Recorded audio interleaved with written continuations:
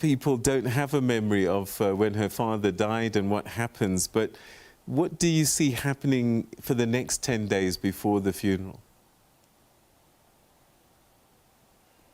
No, they don't have a memory of it. And it's important to remember as well that actually Queen Elizabeth II was never supposed to be queen. It was because of her uncle's abdication that she then was put in line to the throne, and she's taken on this role with a sense of real duty, respect. It has been her life's work, and she's done it quietly, steadfastly, attending hundreds and thousands of engagements every year, and then also supporting charities as well. When it comes to the formalities of the next 10 days, we will see, as I said, the coffin and her body returned to London from Scotland. That will happen in 2 days' time. We will then see a series of events that take place. There will be rehearsals, of course, that have taken place with the military for various processions. And also dignitaries and representatives from nations around the world will start flying into London in preparation for this funeral. So it's likely that given her status as the head of the Commonwealth, there will be leaders, representatives from all Commonwealth countries heading towards London to pay their respects to the Queen, and also, of course, to welcome in the new King Charles III. Will we hear from King Charles III in this period, or is that some time away? Well, he has issued a statement saying that he will return back to London tomorrow. He's going to spend the evening at Balmoral Castle tonight. We'll then hear, once he's returned to London, pretty much a ceremony that will take place at St James's Palace with dignitaries, with politicians and those members of Parliament and the royal household that are significant when it comes to basically confirming King Charles III as the new king. So it's likely that we will hear something from him. It's understood there may be some sort of televised statement. It's not clear yet when that might be. And if he is at Balmoral Castle tonight, it could be later on this evening, or maybe he will wait until he returns to London and has that official ceremony confirming him as king. At the moment, things are very fluid. We weren't necessarily expecting an announcement this evening, so it's really not clear at this point in time exactly what we're going to hear and from who and from when. I know you're a journalist and your job is to tell the story, but having grown up in the UK with the Queen, perhaps your own personal thoughts and reflections of what's happened today. Well, yeah, she is all that I've ever known as a monarch. So it's a very interesting time to be in the United Kingdom, basically talking to friends and family, and all of them saying that this feels like a very sad time. It's definitely a poignant moment, the passing of an era, as I said. And a lot of people might have actually been able to catch a glimpse of Her Majesty the Queen. She did so many engagements out in the public, working with charities, that the majority of people will have had at least an opportunity to go to a town or an area where she might have been passing through.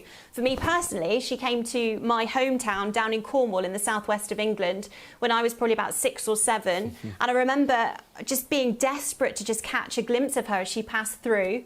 It was actually the Duke of Edinburgh that actually spoke to me and my friend that day, but I did see her and he passed on some flowers that I had taken for her. And then the final time that we saw her, of course, was at the Jubilee in person, but then also at the Royal Windsor Horse Show. She had a real passion for animals.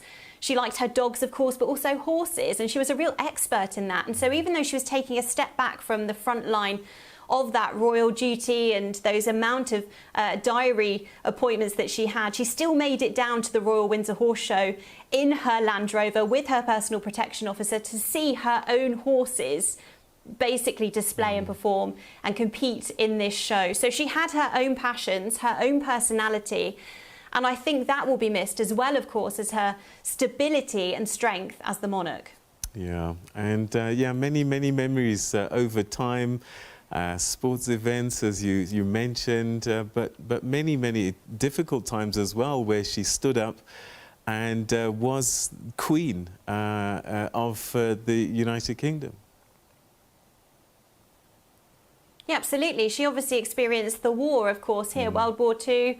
She came into public life and became the monarch at a very turbulent time. She's seen recessions, depressions, And of course, now is no easy time in the United Kingdom. We've had, of course, this move away from the European Union, a real reassemblance and repositioning of the United Kingdom in terms of the intergovernmental and international political spectrum as well, with the ongoing issues in Ukraine.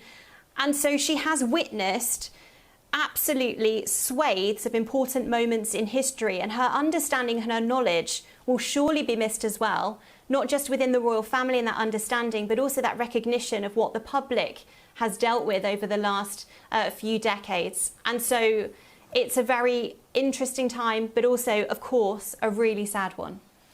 Laura, that's where we'll leave it. Thank you so much indeed for joining us and giving us an update there.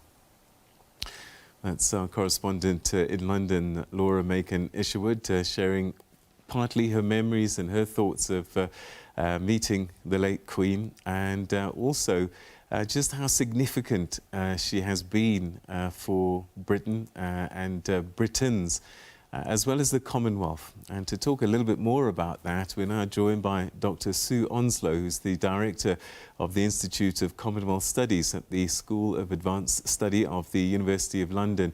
And she joins us now to share more. Thank you so much indeed for joining us. Welcome to the programme.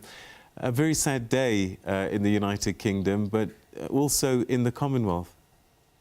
It's an immensely sad day across the Commonwealth. The Queen was the tireless champion of the Commonwealth from the time that she gave that momentous speech on her 21st birthday in South Africa in 1947, in which she dedicated her life to the service of the people of the Commonwealth, and from when she became its symbolic head in 1952.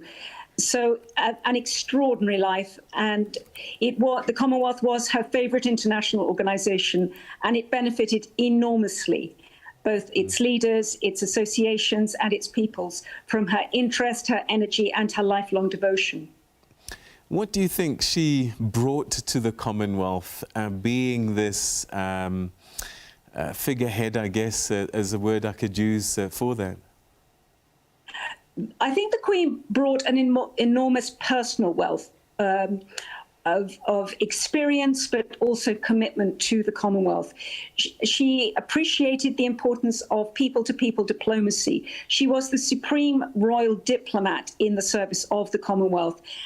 She was a person who enjoyed people. The Commonwealth enabled her to be herself to an extraordinary degree, away from the confines of protocol, of being a head of state. And she enjoyed the Commonwealth, and Commonwealth peoples, Commonwealth leaders enjoyed her. So, as I said, she gave it her lifelong devotion. She was a very astute diplomat. She lent her wisdom, and she also lent her access, having quiet words at Commonwealth summits to help smooth things, giving receptions. Diplomacy requires hospitality, and she was a very, very good hostess. But also, as I say, a devoted leader, a truly world leader, who used her soft power to extraordinarily good effect for the Commonwealth. And the Commonwealth grew in size from the time her father was alive to when she took over as Queen and monarch. It grew significantly in size. It did indeed. When she became symbolic head of the Commonwealth in 1952, it was only an association of 8 members. It's now an international voluntary association of 56. So the Commonwealth evolved out of the British Empire into a very, very different modern association. And the Queen evolved, if you like, helped it change too. She helped to create the role of the ceremonial head of the Commonwealth and lent it her energy and her authority.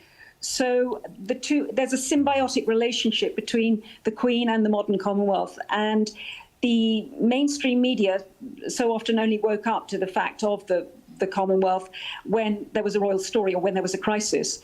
And the Queen lent, as I say, her efforts and her energy to it. She also would craft Commonwealth Day messages. There was the Christmas message to the Commonwealth, when she would deliberately focus upon issues that were of enormous contemporary importance. issues of human rights, talking about climate change, talking about issues connected to young people. She also led a multi-faith service at Westminster Abbey from 1966 to encourage the people of different faiths across the Commonwealth to offer prayers together to emphasize the values and belief systems that united so many people across this extraordinarily diverse association. This really is the end of an era. The Commonwealth will survive. Prince Charles will be the next ceremonial head. The Commonwealth, of course, has a political head in its Secretary General, but this truly is the passing of an extraordinary era. Talking about her influence and her role and being this figurehead, she had this stature, as you've described.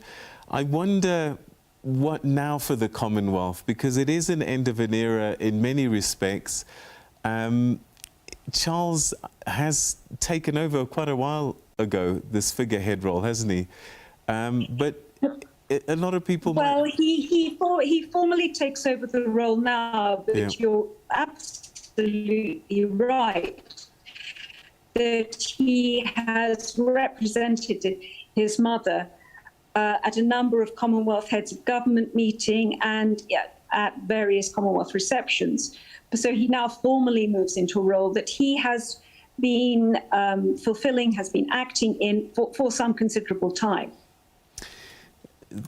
Do you think there's a lot of grief being felt across the Commonwealth as well? We know in the UK, yes, the anthem and all of that, but across the Commonwealth, over the years it's evolved and changed, but there's always been an attachment of sort.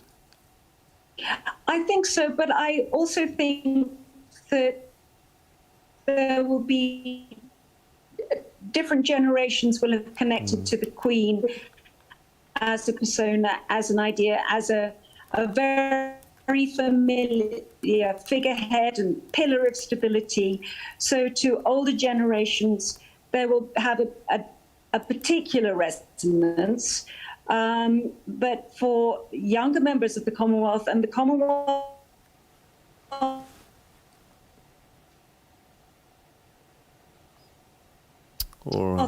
is an extraordinarily young association of peoples, over 2.3 billion. There may be a slightly lesser strong connection. All right. Dr. Onslow, it looks like we've lost the signal there, which is quite sad, because Dr. Onslow has a wealth of knowledge about the role that the Queen has played in the Commonwealth. Many countries, more than 50 now. When she took over as Queen, there was only a grouping of 8 that were part of this grouping known as the Commonwealth, and that grew, as we were just hearing, to over 50 countries, and creating a family of nations where she was the figurehead. But we continue to give you this rolling coverage of the passing of Queen Elizabeth II, the longest reigning monarch in the United Kingdom and in British history. Let's revisit her second last visit to the United Nations in New York in 2010. She used an opportunity in front of the General Assembly to highlight the important role of the global organization. On the last visit to the UN, she spoke about new challenges that the world faced and the changes that she had witnessed over her 96 years lifetime. In this report, Sherwin Brycepiece takes us on a trip down memory lane. It was a glamorous arrival at UN headquarters in the autumn of 1957, in her early 30s, but already after 6 years on the throne, with the message then to the General Assembly that the future of the organisation would be determined not only by the degree to which its members observed the Charter, but also by the strength of its people's devotion to the pursuit of those ideals. Fast forward 53 years to 2010, accompanied then by her late husband Prince Philip, welcomed by then UN Chief Ban Ki-moon. Your reign spans the decades, from the challenges of the Cold War to the threat of global warming, from the Beatles to Beckham, from the television to Twitter. Through the years, you have traveled the world and met its people.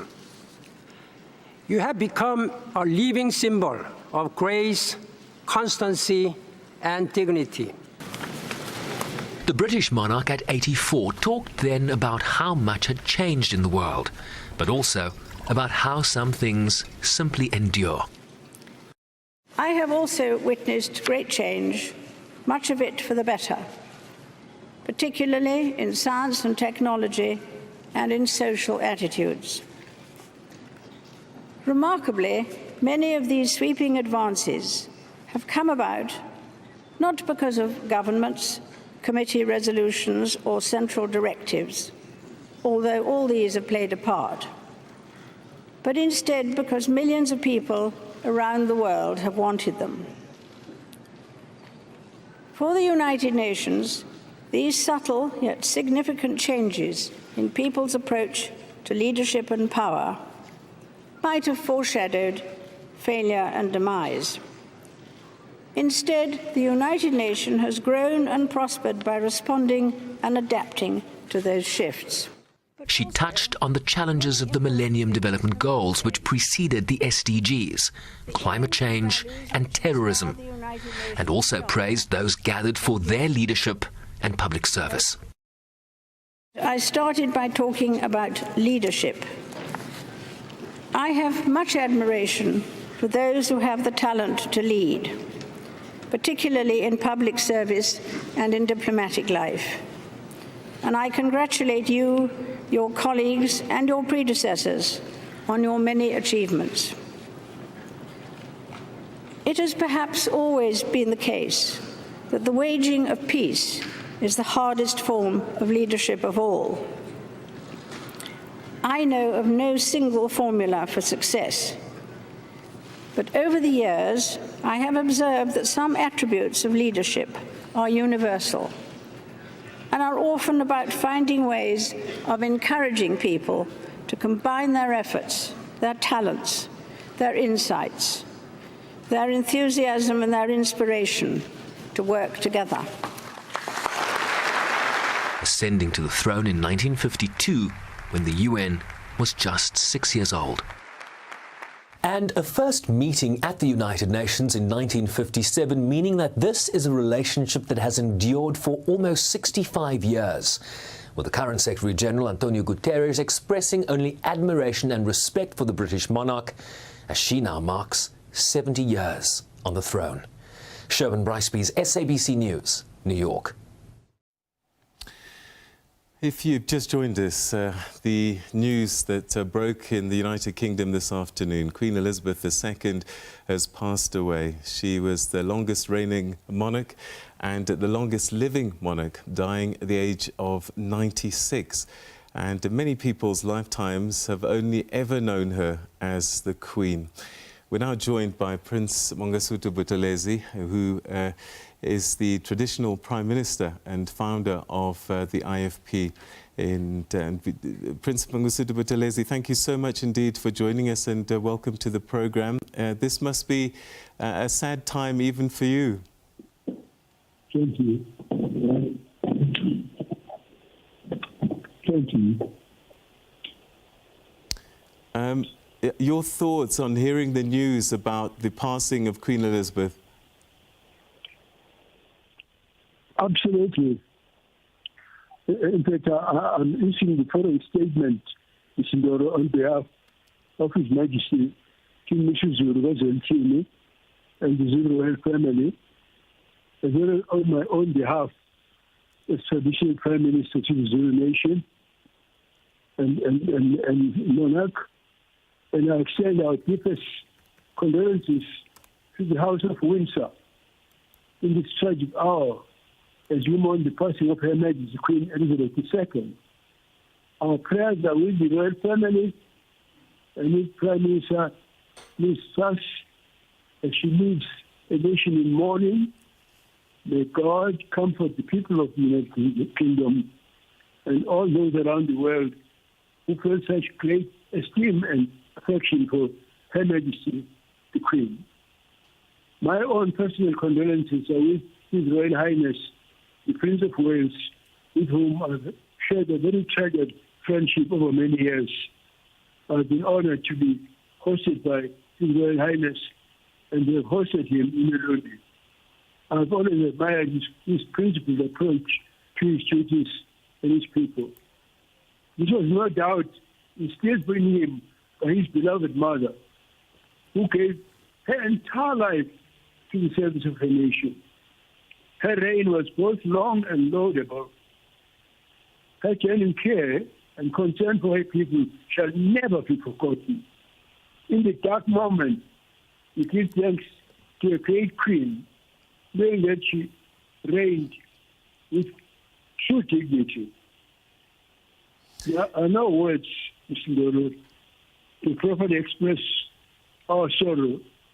May Her Majesty rest in peace and rise in glory.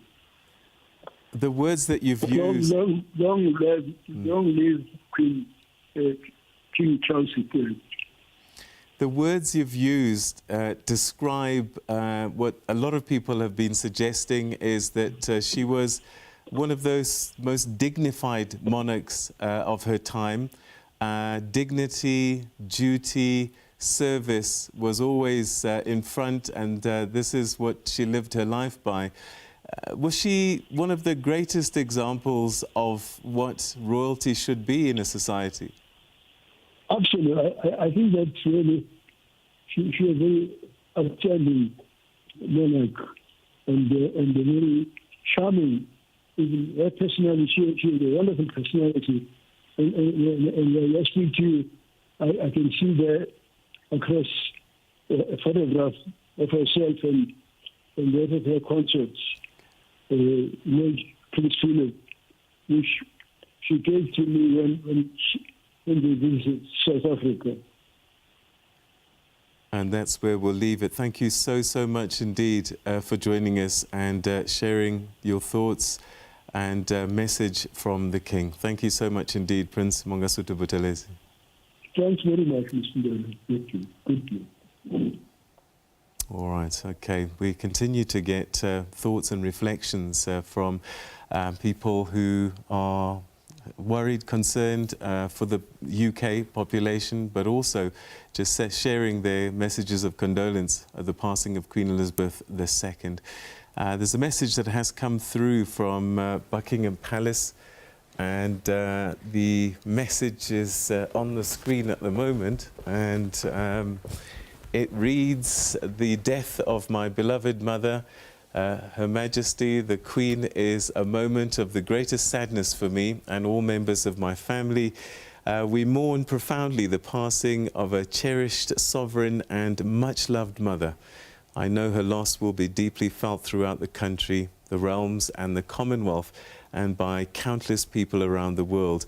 During this period of mourning and change, my family and I will be comforted and sustained by our knowledge of the respect and deep affection in which the Queen was so widely held." And that message, of course, from Buckingham Palace and King Charles III, who has now ascended to the throne. Let's be joined now by Dr. Naledi Pandor, who's the Minister of International Relations and Cooperation. Dr. Pandor, Minister, thank you so much indeed for joining us. Your thoughts on this very sad moment? Good evening, and good evening to all the viewers of SABC. Indeed, it is a sad moment, the loss of a remarkable person who I think has left an indelible mark on the world and will be remembered throughout history. What do you think that, the Commonwealth was certainly a vehicle that brought Africa and the United Kingdom together in a way. What do you think her role was? Afro-Saxon, English, African relations? Well, she certainly loved the Commonwealth.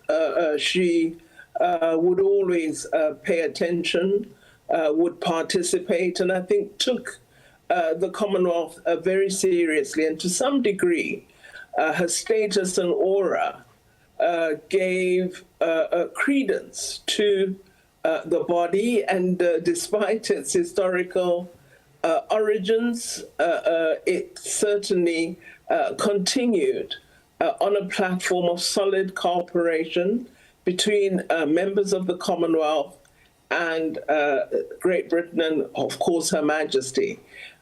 She really loved the Commonwealth, would attend the CHOGM meetings religiously until it became difficult for her to do so. And you would have seen earlier this year when Rwanda assumed the chair, Prince Charles represented Her Majesty at the Heads of Government meeting. You yourself spent a lot of time in the United Kingdom. Your thoughts about her reign during your time there and perhaps what she brought to life there, particularly for many immigrants that had come from the Commonwealth? Well, for many, sometimes it was bittersweet. There would be those who love her, particularly those from some of the smaller Caribbean islands, which the royal family spent quite a lot of time on. So you would have Caribbeans from Barbados or Bahamas who had a strong appreciation of the royal family, and particularly the Queen. And I think the older British Caribbean citizens thought of the Queen as the Queen. The younger ones had less of an attachment, even though they had been born in Britain. With ourselves, I suppose, as South Africans, there was, somewhat of a love-hate, but probably more love than hate. And we really were welcomed in the country and lived as exiles. There was a very strong anti-apartheid movement in Britain. And of course, O.R. Tambo lived there for many years and was much respected. So maybe I could conclude by saying the anthem in Britain was the first anthem I learned to sing. So there's that kind of relationship, at school. And, there were those in the working class areas where I lived who wouldn't really have that strong attachment, but maybe our parents or grandparents had that, stronger feeling. As young people, it was, sort of posh people, but much admired, broadly loved. And I think in her later years came to be widely respected by all national groups in the United Kingdom. A lot of people will be trying to make sense of the relationship South Africa had with the United Kingdom over time, and she was queen at a very difficult period of history for South Africans in particular. How do we make sense, do you think, of that period of time, colonial era, which some people say we still have scars from? Well, I think all enduring leaders have many facets to their life and to the contribution that they make to world affairs. She played a very, very, I think, important role in a range of areas. I've made reference to the Commonwealth, and in her time, it has grown into a fairly influential a body with a very, very large platform of initiatives and projects that it supports. It has endured, and I think when you speak of the Queen, there's the contribution to charity, there's the very hard work, but also that, for me, that sense of stability, of endurance, of a presence. You couldn't ignore her. You had to recognize that here was a formidable person known throughout the world, and certainly making her presence personally felt throughout the world.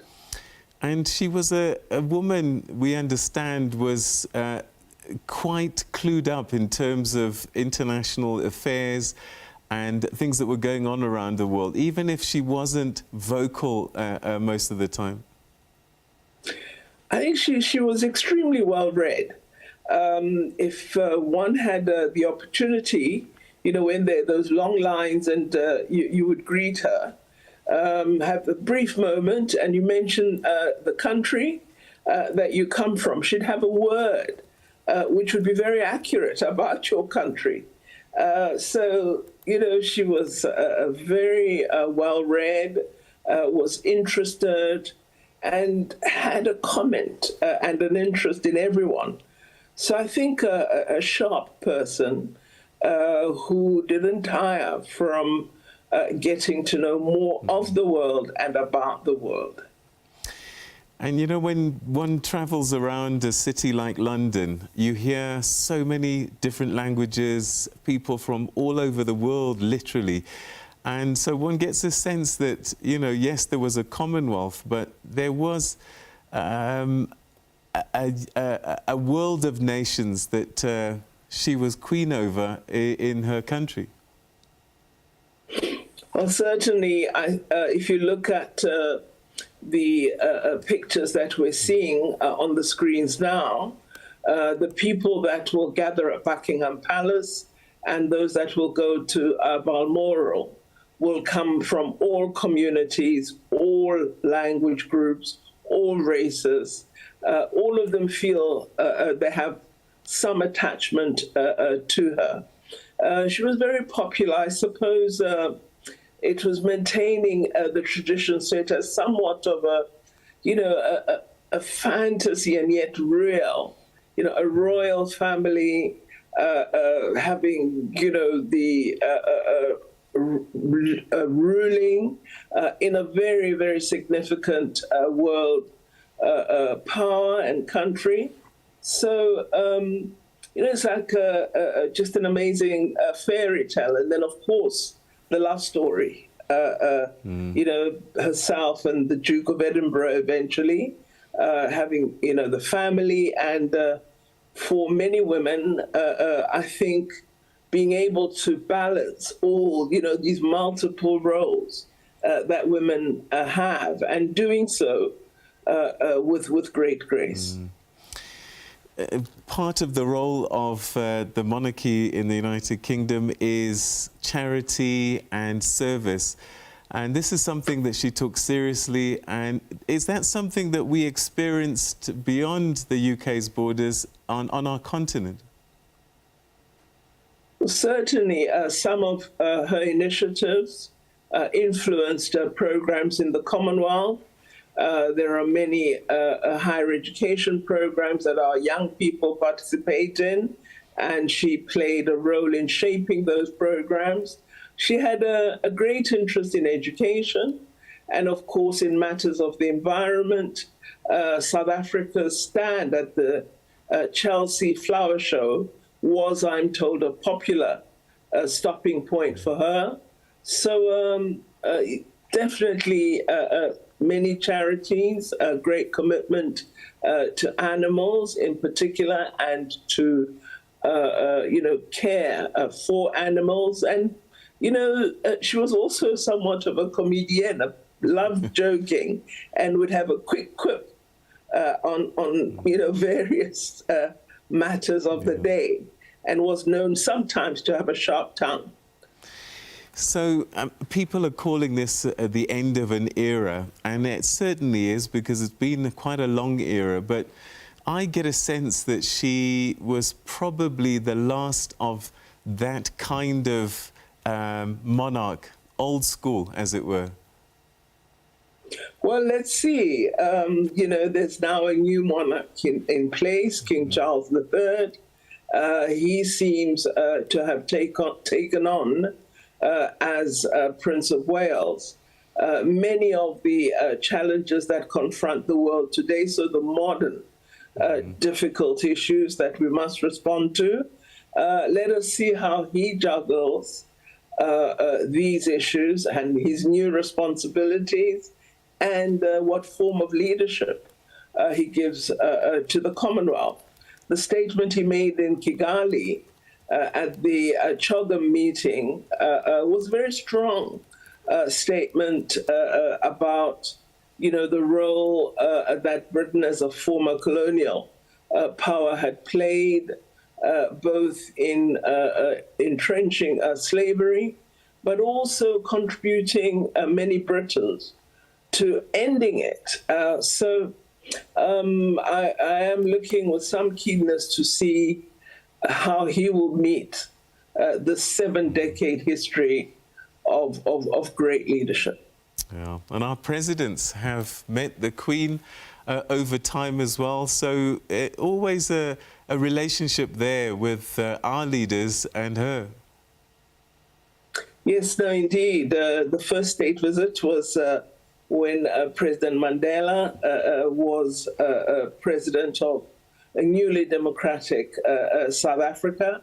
And one of my favorite pictures is me as Deputy Chief Whip, of course, far less wrinkled than I am now, sitting behind her and President Mandela in the National Assembly.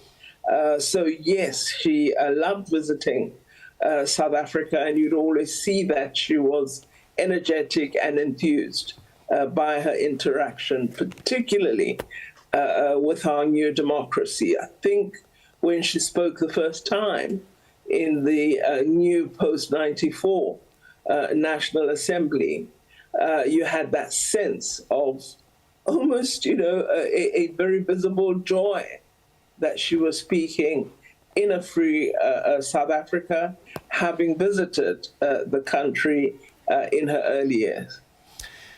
Dr. Naledi Pandor, Minister of International Relations and Cooperation, thank you so much indeed for joining us this evening and sharing your thoughts at this very sad time. Thank you. Thank you. Thank you very much.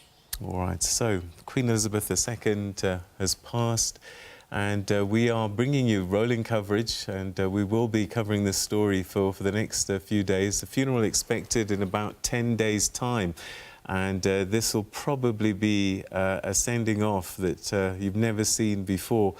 Many of us, our lifetimes, and we've all got grey hair, some of us, that's all we've ever known. And I have a memory of the Queen myself, the Silver Jubilee of 1977. I was living in Coventry in the United Kingdom, and these were big events. She would travel the entire country meeting her citizens and her subjects, and we'd have street parties. And there was another one recently, her Diamond Jubilee, I believe, and it is a time when you see a country coming together to celebrate the life of a monarch. And yeah, as a little boy, I have a souvenir as well of that time. We were all given pocket knives, and girls were given bracelets, I think. And we had a street party, and this went on right across the United Kingdom. And she travelled the length and breadth of the country, and we all lined up on the side of the street and waved and went mad. And there was a sense of anticipation when she was coming to town. And we heard from Laura Maker-Nisherwood a little bit earlier on that everybody remembers the time that they saw the Queen, met the Queen, and if we were lucky, got very close and spoke to her. Well, for more reaction, we're now joined by Emeritus Professor of History from the University of KwaZulu-Natal, Professor Donald McCracken. Thank you so much indeed for joining us. Welcome to the programme. Thank you for having me. It's a historic day. It certainly is. And I think in the coming days, people will start to get a full sense of just how momentous this is. At the beginning of the program, I was speaking to one of my colleagues, and it's incredible to think that, you know, she spoke to prime ministers such as Winston Churchill so long ago. That's how much history that she's been a part of. The British monarchy is the greatest monarchy in the world. It's over 1,000 years old, although the ruling house that's on the throne at the moment dates from the 1720s. But it has an aura about it, and it has a great ability to survive. And the Queen, who has just passed on, didn't always get things right. I would agree, incidentally, with what Minister Pandey said about her relations with South Africa. I think she loved Africa. I think there's no question about that. And that she was, in her own quiet way, ahead of the pack when it came to decolonization, what we would call decolonization nowadays, that she realized what the future was. She saw the future. And I think that's the secret of the English royal family. Yeah, they don't always get it right. She didn't get it right about Princess Di's death. And, you know, I think there was very, you know, the saga of Meghan Markle was a saga, and it shouldn't have been a saga. Although when you're over 90, to what extent the Queen was in control, one just doesn't know. But the ability of the monarchy to change. England is now a multicultural and recognised and accepted as a multicultural country. It's not the jingo country of the pre-war era when she was born in the 1920s, and the hereditary principle, the House of Lords, is there, but it's not there. It's certainly on its way out. Certainly not what it was. She agreed to pay taxation, income tax, for the first time in British history. She sacrificed the royal yacht. You know, she knew in her own quiet, gracious way. She knew what had to be done. Many people question the value of the monarchy and the Queen, etc. But she did bring a lot of tourists and a lot of revenue to the United Kingdom just by her institution. Yeah, I mean, the British said the Irishman, the British are the best when it comes to pageantry, and the Queen and the royal family are straight in the middle of all that pageantry. So you know, Britain had a revolution. Every country has its revolution. Britain had its revolution in the 17th century, in the 1760s, and they tried a republic. And it didn't really work too well. It certainly left a nasty taste in the mouth of people living in England ever since. So I don't think the monarchy is threatened. I think that she, in her own funny, quiet way, has saved it. That doesn't mean that there isn't going to be mighty big changes in the next 2 years. So she stayed on. A lot of people thought that she might abdicate at one point as she got older, but one gets the sense that she could never have thought of that because it was her duty to stay on. Yes, and there are conspiracy theories about her wanting to keep her son out. The relationship between a monarch and the heir apparent in British history is notorious for relationships. You go back to Queen Victoria, and she died in 1901, and she did not get on at all well with the Prince of Wales, with Edward, who became Edward VII. And she saw it out. I mean, she was a mighty age when she passed on. But I don't know that is necessarily true. I don't think so. I think that she just felt that this is how it is. This is how it has always been. There isn't a tradition in Britain. I know about Edward VIII and the abdication and all that, but there isn't a tradition of abdicating unless, you know, you're like Charles I, you're just about to get your head cut off or something. And I think that's why she stayed on. I don't think there was anything sinister or nasty in it. What do you think she contributed to the history of the world? To the history of the world, very little, because she wasn't a politician and she wasn't allowed to be involved. They say that a British monarch can give advice and caution, but beyond that, nothing. So she wasn't a great statesperson. You know, while she got on very well with Mandela, Mandela achieved more. What her position was to basically keep the constitutional dispensation in Britain stable. And remember, Britain comes out of the Second World War. It goes into depression. Labour is emerging. There are tense times, and the modernisation of Britain. And she just quietly saw that through. I don't think when they open up the archives and read, her correspondence, the historians of the future, they're going to find an awful lot of surprises. I don't really think that she was a mover and shaker in that respect. Her importance is in that she maintained her institution and modernized it.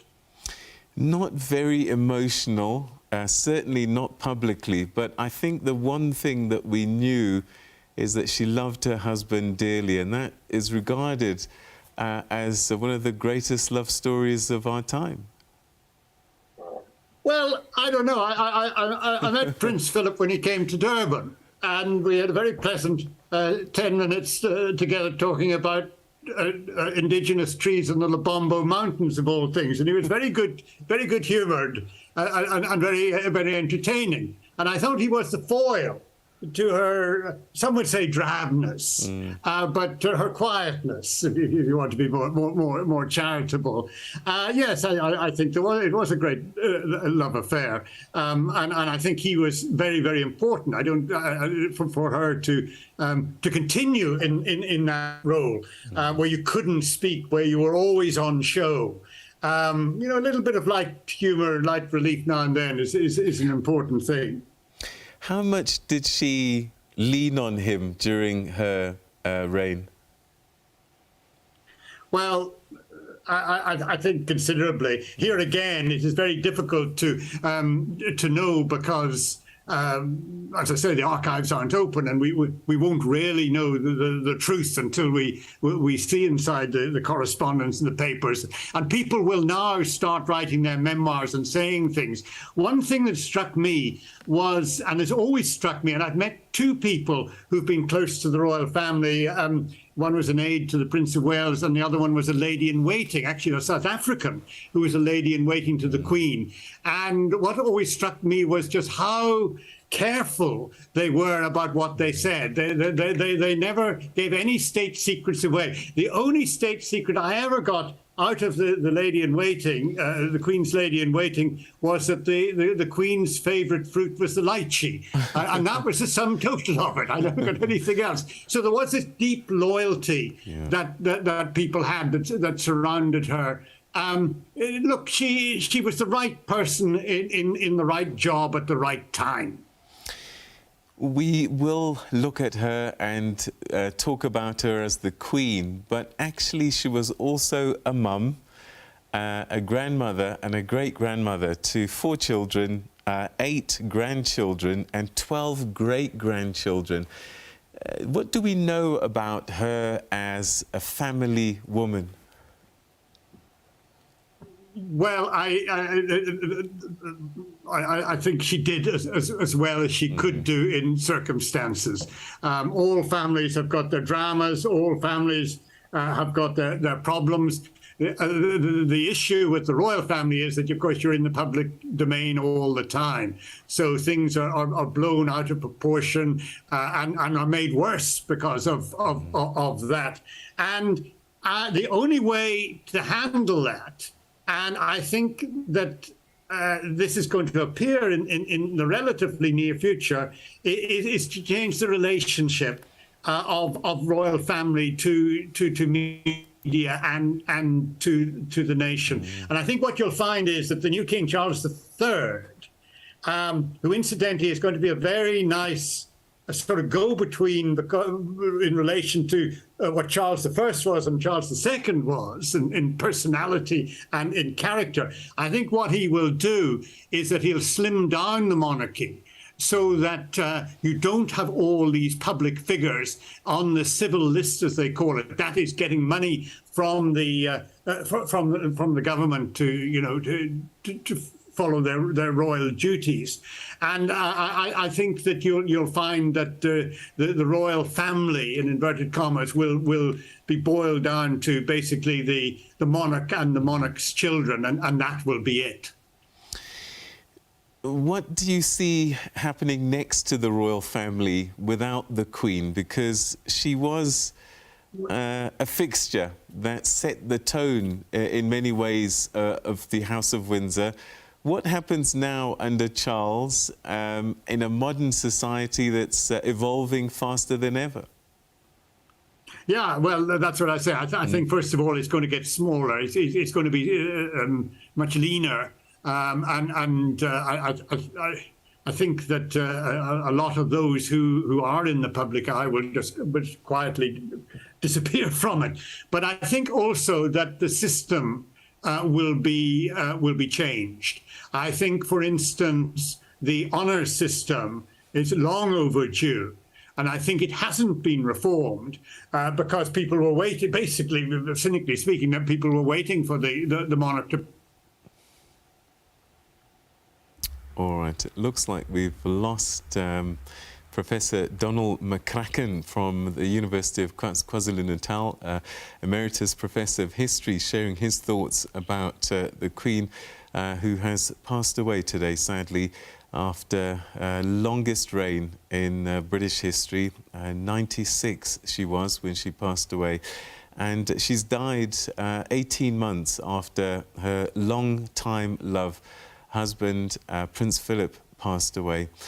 There's all sorts of things that will start to come out over the next couple of days as people uncover the stories behind the story. And we believe that the UK's plan for the passing of the Queen was codenamed London Bridge.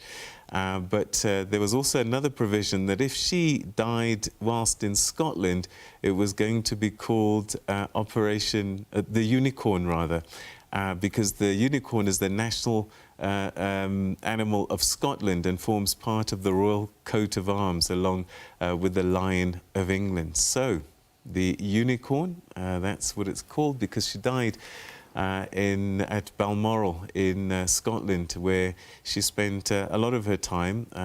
Windsor Castle, another one of her favourite places. Now, Queen Elizabeth II spent 70 years on the British throne. Platinum Jubilee celebrations were held in London and in some Commonwealth countries. One of the prominent features of her reign was the Queen's crown, and it stood the test of time. Kayelihle Kumalo has been following this story for us. It's called the Imperial State's Crown, and it represents the sovereignty of the British monarch. The crown is made up of over 2,900 precious stones, including the Colonial diamond that was sourced in South Africa in 1905. The Colonial produced several stones, including one of the largest clear-cut diamonds in the world, the Great Star of Africa. The celebration of the Platinum Jubilee has started in earnest in the British capital, London. So to begin with, we've got the 1953 coronation dress, and that kind of moves through into the Order of the Garter mantle, and obviously the Imperial State crown. And we also have, again, more of her well-known dresses, such as the yellow dress, which she wore in 2018. Queen Elizabeth II has worn the crown numerous times throughout her reign, including at her coronation in 1953. Recently, the Queen quipped that you don't look down to read the speech if you're wearing the iconic crown. You just have to hold the speech up, because if you do look down, your neck would break and it would fall off.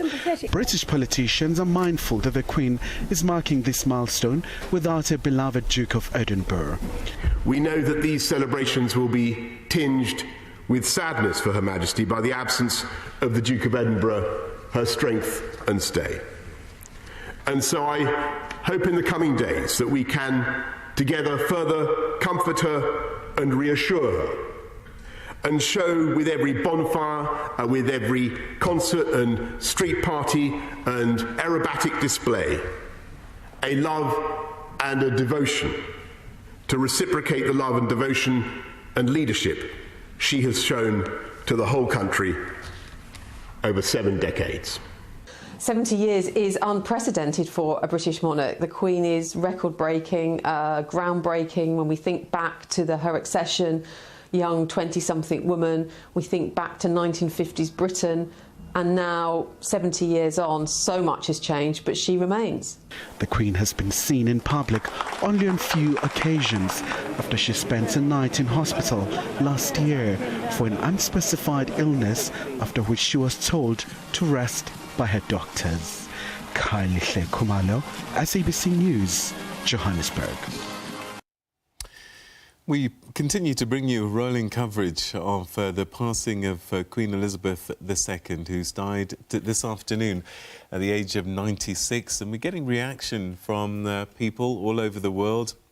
And we go to the UK now, and we're now joined by former journalist Tony Andor-Corsa. Tony, thanks very much indeed for joining us. Welcome to the programme. Hello, Tony, are you there? All right. Hi again. Hello, Tony. Hello. Hi, Tony. Thanks so much indeed for joining us. And I just want to get your thoughts. All right, there's a bit of an echo, so we're going to try and get back to Tony in a couple of seconds. And is it fine now? Tony, can you hear me? I can hear you. Yes, you were echoing a bit. Yeah. Tony, I just wanted to get your thoughts as a citizen, just as an ordinary person in the UK, about the news that you've heard today. Well, I think my first impression was, when I heard the news this afternoon, oh no, you know, how sad. One of the things that I think a lot of people wanted for Queen Elizabeth, may she rest in peace, was the idea that she got to 100. I mean, there would have been the beautiful sort of conundrum of, you know, her having to give herself a special a telegram for that, because that's what happens when you reach 100. So it would have been one of those sweet moments, and basically I think being so close, it just seemed such a shame that she didn't get past that post. It is incredibly sad news. A lot of people in Britain, I think, are feeling it greatly. There's definitely a presence outside Buckingham Palace, for instance, and as we know, she was up in Balmoral. And I think the thing is that despite the fact that the monarchy represents many different things to different peoples in the United Kingdom and across the world, she stands out from the rest of the royal family, if you like, as being someone who was incredibly of service to the world, I think, and to Britain. I mean, one of the things that I was saying to some relatives, and I've spoken to people in Ghana, to you know, to America and Canada and so on, was that it's quite remarkable that somebody at the age of 96 is still doing their job. Not only that, but just 2 days ago was actually doing one of the most important jobs in the country. that of accepting the office of the new Prime Minister by greeting her. That's quite amazing, and it goes well above and beyond most people's sense of job description. So I think that there was this sense that she was, you know, of great service to the nation. And so people will mourn that and mourn the sense of continuity that she represents. And I think everyone's a bit shaken now because actually, you know, we're going through a time of change. We've just got a new Prime Minister. Brexit's just round the corner. There's the war with Ukraine. There's lots of stuff going on. And then we've got a cost of living crisis as well. So, you know, she was one of the certainties that we had. We no longer have that, of course.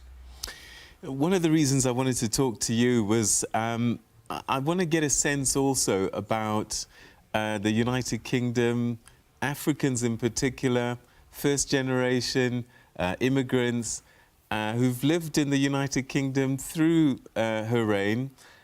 Do they also feel connected to the Queen? Certainly my mother did. Certainly my generation, you know, those in sort of midlife, I guess, and slightly older, certainly on the whole do. We watched the Jubilee, the Silver Jubilee. We watched the royal weddings. We, you know, lots of times when there was something happening with the royal family that was a sort of national event. We stayed in and watched it on TV or celebrated it somewhere on, you know, a street party or whatever. So I think that there are a lot of people who felt very warm towards certainly Queen Elizabeth because she was somebody who stood out and was a great diplomat as well in all sorts of situations. I think they had less time for other members of the royal family, but you know, she, as I say, stood out. There, I'd say with the very young generation, I've talked to quite a few people from that generation today as well. There is a greater level of ambivalence. There's a greater sense of, you know, the historical factors around monarchy, around colonialization, etc., which means that people are less willing to be generous in thought and spirit towards the Queen and the rest of the royal family.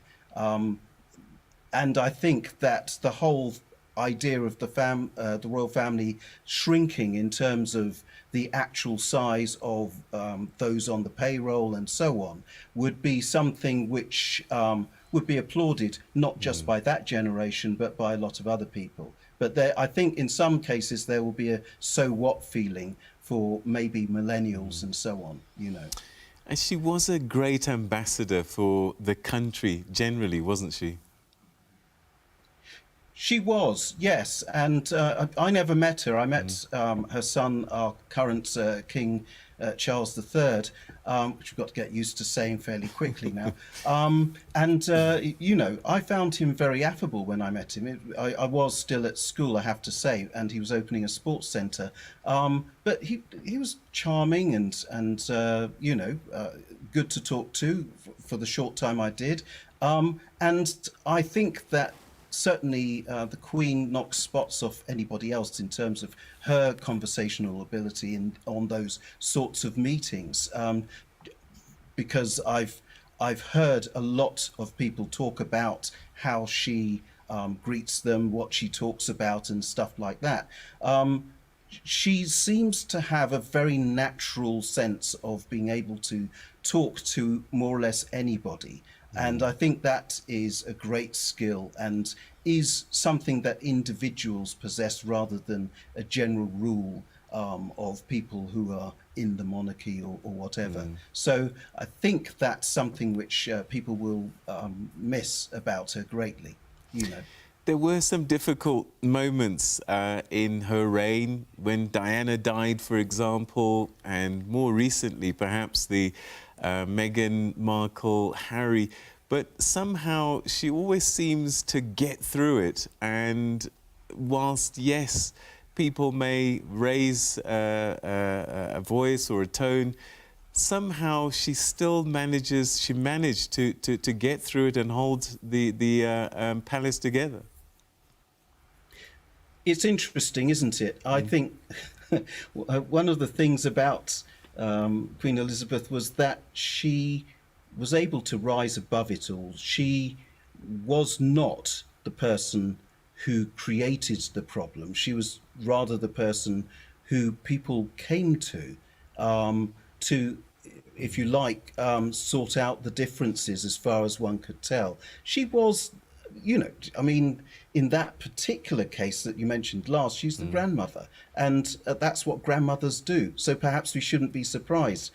In the case of, Princess Diana, you know, certainly she was, I think, a lot closer to the situation and felt it a lot more. And it certainly changed a lot about how she did things. She knew that the monarchy had to change in response to what had happened. And she made that famous speech about, I think it was the Annus Horribilis speech, where she sort of announced that things had to change and that they'd made mistakes and they had to get better at dealing with the public and with each other, sort of thing. And I think that she oversaw a lot of change. I mean, she was queen for so many years, but you know, the great thing about the Queen was that she was able to change with the times, and okay, albeit a little bit behind the times maybe, but her personally, she was able to keep that cult of personality, which allowed her to be above most of the goings-ons within the family. And I think most people see her in a positive light because she's reacted to those particular things. Although, you know, not everything, I mean, there's certain things that will probably remain a problem, well, did remain a problem for her and in the eyes of a lot of people in Britain on the whole, just because other members of the royal family are so capable of misbehaving, allegedly. Tony Andor-Corsa, it's been a pleasure talking to you, my brother. Thank you so much indeed for your time. Thank you. All right, that's former journalist Tony Andor-Corsa, citizen in the United Kingdom. And one of the reasons why we spoke to him was to get a sense from African immigrants, children of immigrants, how they've felt living in Britain and living through the Queen's reign. And he gave us a sense that perhaps it's generational.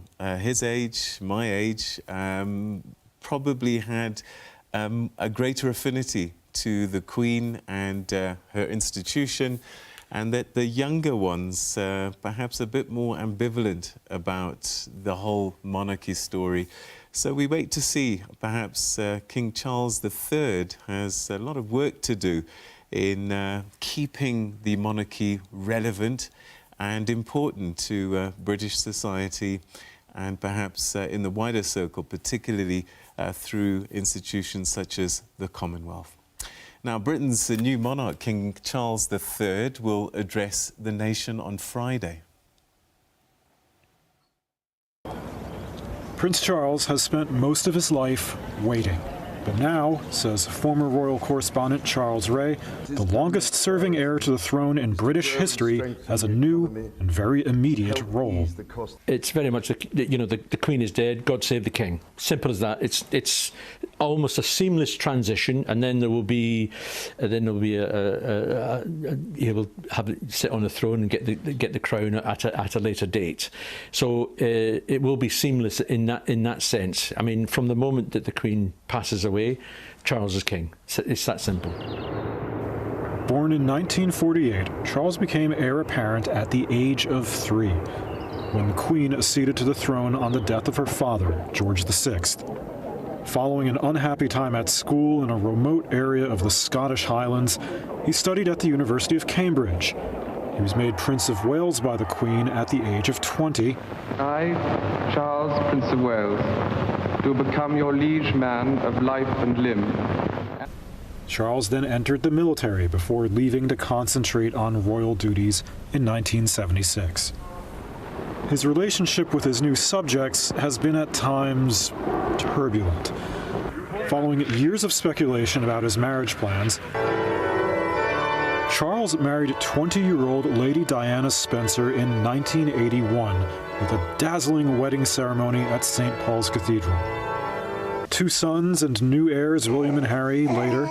The marriage ended in 1992. The decision was apparently amicable at first, but emerged as acrimonious by the time of their eventual divorce in 1996. That with regret, the Prince and Princess of Wales have decided to separate. The union was said to have been a disaster from the start. The tragedy was compounded by Diana's death in a car crash in Paris a year later. Charles was left looking an unlikely sovereign, and royal watchers openly questioned whether he would ever be crowned. Author Penny Jr. maintains he is a popular figure. There are always going to be people who don't like him because he has been quite a controversial figure. When the Queen came to the throne, I don't think anybody disliked her because nobody really knew her. Charles has been around for over 70 years, and he has been active in those years. He's got involved in all sorts of quasi-political areas and expressed his views. But anybody that has come across Charles, I would say, or who knows him, will love him. Charles's long-term relationship with Camilla Parker Bowles became more public after Diana's death. The couple were married quietly in 2005 after gradually appearing in public together and becoming part of the royal circle. Charles's approval rating also gradually improved, burnished by the popularity of his 2 sons, who also married. He began undertaking more official senior royal duties after Queen Elizabeth scaled back her workload due to ill health. Professor of the history of monarchy, Anna Whitelock, says the transition from heir to king will not be radical.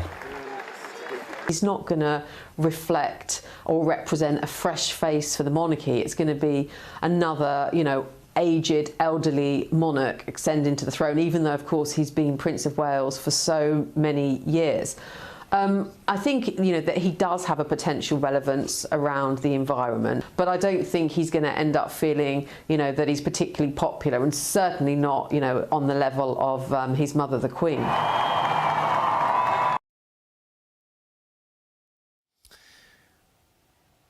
Right, let's continue to get more reflections on the news of the passing of Queen Elizabeth II. Her son, King Charles III, is now the monarch of the United Kingdom.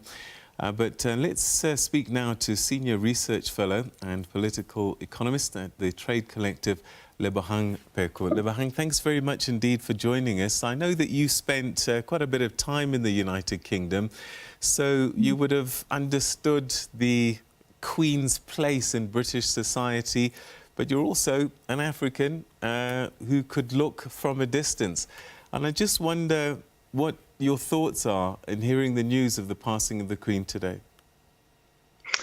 Well, I think firstly, it's an important opportunity for us to think through the ways that we as African people, particularly in South Africa, want to wrestle with our colonial history and the royal component of that history.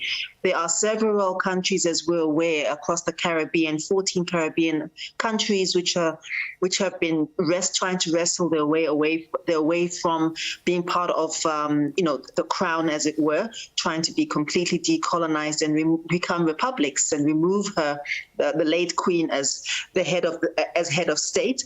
Also bearing in mind that countries like Australia, which one would never have thought even 10 or 15 years ago would be having those conversations, are also moving towards republicanism, as it were.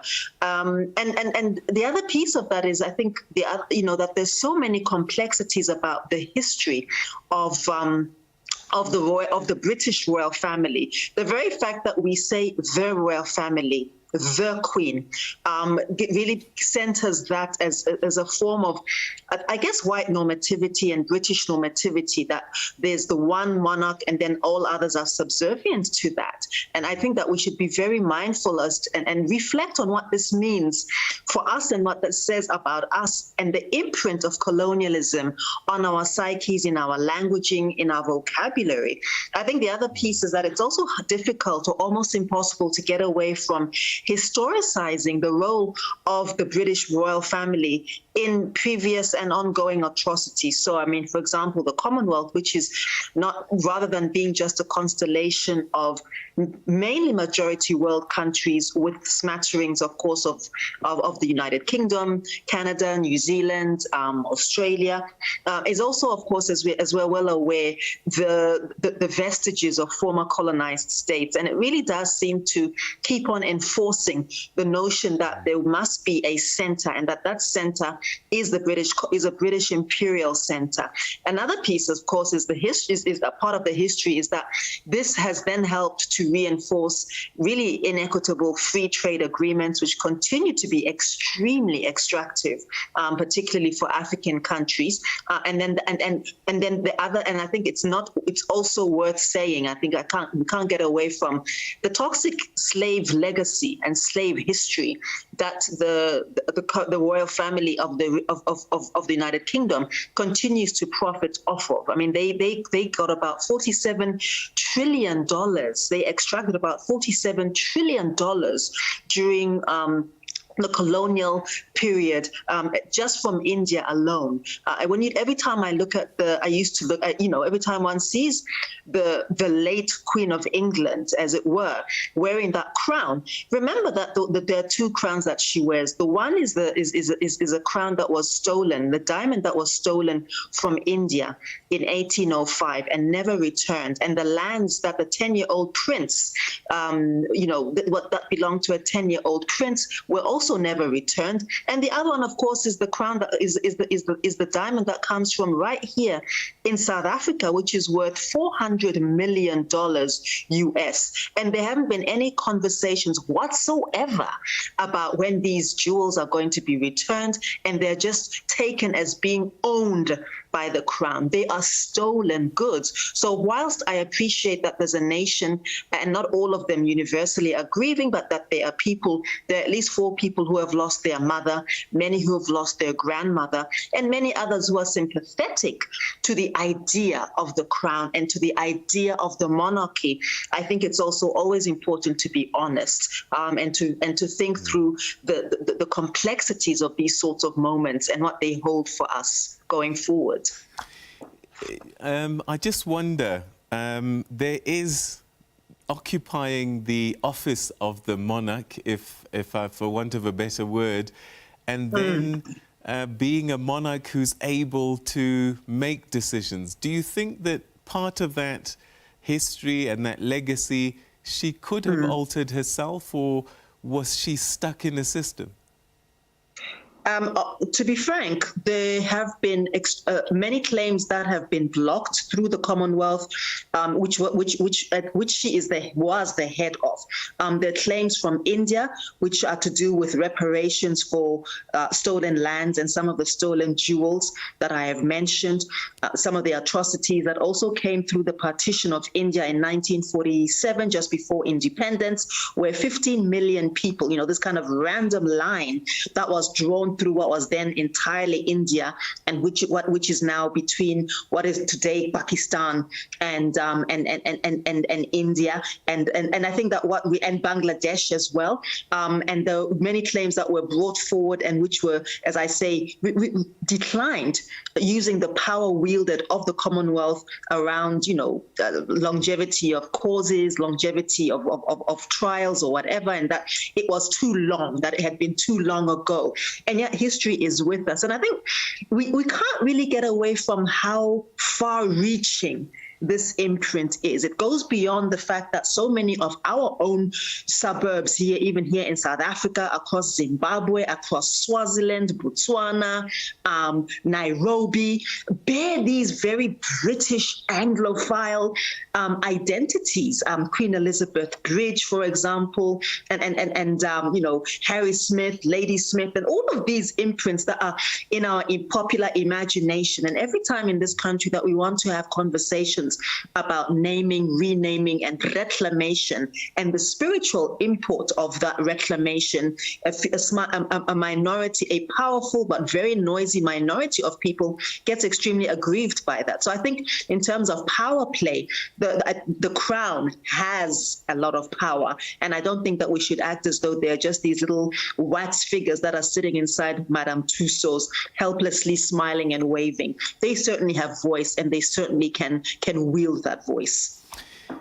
Why do you think then the brand, the Queen, has been so powerful? Because despite all of this history, despite all of these challenges, there has been an enduring affinity towards the Queen. Yeah, the Queen of England, you're quite right. And that is to do with our, the history of how knowledge has been created, and how a sort of mysticism and mythology and mythologizing around the idea of empire, and the idea of a royal crown at the helm of that empire, that she ascended to the throne certainly in a very different world. 70 years at the helm. She was born into a world where 25% of this planet was governed by the United Kingdom, and was part of the so-called British Empire.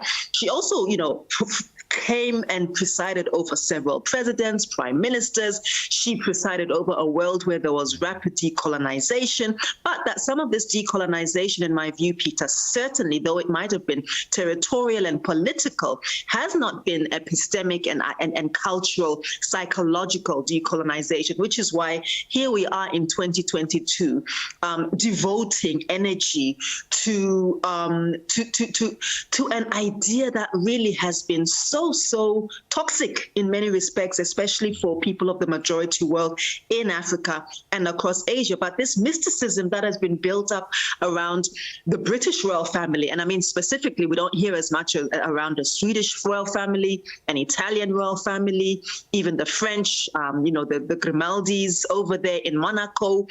We almost forget that other countries across Europe have royal families. And in fact, we almost forget that, of course, they're all descendants of Queen Victoria, who basically had 10 children whom she dispatched as far away as Russia, by the way, and that they're all actually related as well, and that this power has been consolidated over many decades, over almost a century, and yet this particular one is the one that wields power. And I think it could be because of the colonial and imperial legacy of having been the ones who governed wrongly, as certainly as we agree, but who governed such a large proportion of the world, and who continue to influence the ideation of many parts of the world. There will certainly be a lot of different thinking and different thoughts at this time. What should South Africans be thinking about hearing this news and watching this story unfold? Peter, I think we need to be thinking about our own way forward, to be honest. And I think we also need to be thinking about how we view our own governance, our own sovereignty, our own autonomy as a people. If anything else, if we can learn or glean anything from this, is the importance of preserving even the edifice of power, the edifice of autonomy, the edifice of strength. And that's really what has been the interesting part of watching the crown in action over many, many years and decades, in fact, and the pomp and the circumstance. What is our own idea of who we are? Rather than what is reflected back at us, and certainly what they have reflected is a sense of almost invincibility. I think the idea that the Queen of England has finally passed on is quite bizarre to a lot of people. I mean, this kind of immortality, Rule Britannia, Britain shall never, never, ever fade. And of course, it has faded as an imperial power, but the ideation behind it remains. What can we learn for ourselves around that kind of very self-sufficient, very confident ideation, but not in the same vein, not in an oppressive way, not in a way that is brutal, that occupies land, that takes away extracts people and extracts minerals from other people's continents, but in a way that I think sets us apart as leaders on the global stage, in fact, in our own right, in our own capacity. I think that's very important. And I think we should have these ongoing reckonings and internal dialogues around how we dismantle the colonial imprint and how we move away and grow away from that being one of the primary markers of our own identity and of our own being. Lebohang, thank you so much indeed for joining us. Always good to have you on the programs and sharing your thoughts. Thank you so much for your time tonight. Thank you very much, Peter. All right, that's Lebohang Peku, who's a senior fellow at the senior research fellow at the Trade Collective, sharing her thoughts with us about the passing of the Queen, and that perhaps we need to think a little bit more about how it is that the Queen became so dominant in terms of monarchies and how she's viewed, and that maybe we should be a little bit more careful in how we visit history and look at her role and her contribution to our lives on the continent. Now, President Cyril Ramaphosa has joined other world leaders in expressing his condolences to His Majesty King Charles III on the passing of Her Majesty Queen Elizabeth II. The Queen passed away at Balmoral in Scotland at the age of 96, and she was the longest reigning monarch in the United Kingdom. The President met the Queen at the last Commonwealth meeting, which was held in London in 2018. They spent some time looking at letters that former President Mandela sent to the Queen, reminiscing about the great statesman that the Queen respected enormously. Presidential spokesperson Vincent Magwenya says that the Queen was an extraordinary human being.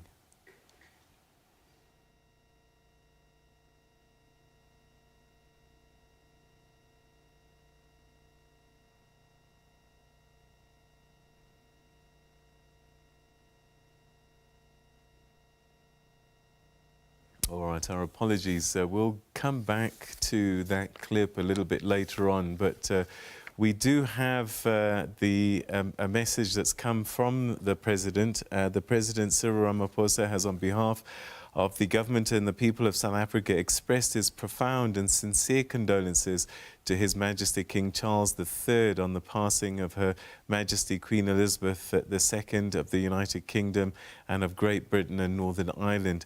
Her Majesty Queen Elizabeth passed away on the 8th of September 2022 at the age of 96 and was the longest reigning monarch in the United Kingdom. Her Majesty was an extraordinary and world-renowned public figure who lived a remarkable life. Her life and legacy will be fondly remembered by many around the world. The Queen's commitment and dedication during her 70 years of a service on the throne remains a noble and virtuous example to the entire world. That's according to President Ramaphosa.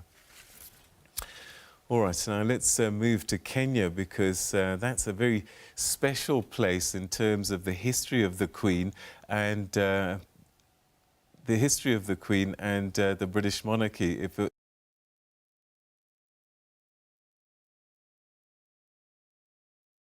Heir to the throne. She became queen, therefore, whilst in the country, then a country of the British colonial rule. The tragic news reached Princess Elizabeth and her husband while in Kenya. and the new Queen left immediately for London. In February 1952, Princess Elizabeth and her husband began a Commonwealth tour with a visit to Kenya. News of her father, King George VI's death, reached the royal couple, and it was the duty of Prince Philip to break the news to his wife. Her emotions, Queen Elizabeth II emerged. And so, 5 days after arriving in Kenya, she left as a queen. More than a year later, her coronation took place in Westminster Abbey on June 2nd, 1953. The hotel where they stayed while in Kenya was burned down by the Mau Mau, a resistance movement against the British colonialists, but a new one was put up.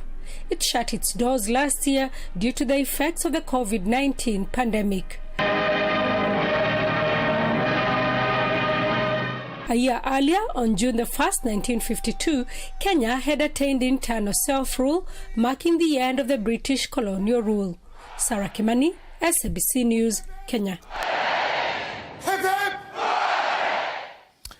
All right, let's continue getting reaction and thoughts about the passing of Queen Elizabeth II. And on the line now, we're joined by Professor Ruth Tier Tomaselli, who's an emeritus professor and fellow at the University of KwaZulu-Natal. Thank you so much indeed for joining us. I just wonder what your thoughts and reflections are on the passing of Queen Elizabeth II. Well, I think many of the people that have spoken on your show this evening have mentioned that it is really not only a passing of an era, but it's also a time when we can reflect back on almost more than 60 years, 70 years of her reign, and in fact, going back further than that, another 20 years of her life. So it's almost a century of life, and during that time, not only has Britain, but the entire world has changed so much as to be almost unrecognizable. And I think it's this ability to remain stable and to provide an image and a symbol of stability that has really been so important in this particular period. Why do you think that she became such a global icon? We were just having a conversation now with Lebohang Peku, and when you say the word the Queen, everybody thinks about Queen Elizabeth II. They don't have to say the Queen of England, the United Kingdom and Britain and Northern Ireland. What was it about her, do you think? Was it just the colonial story?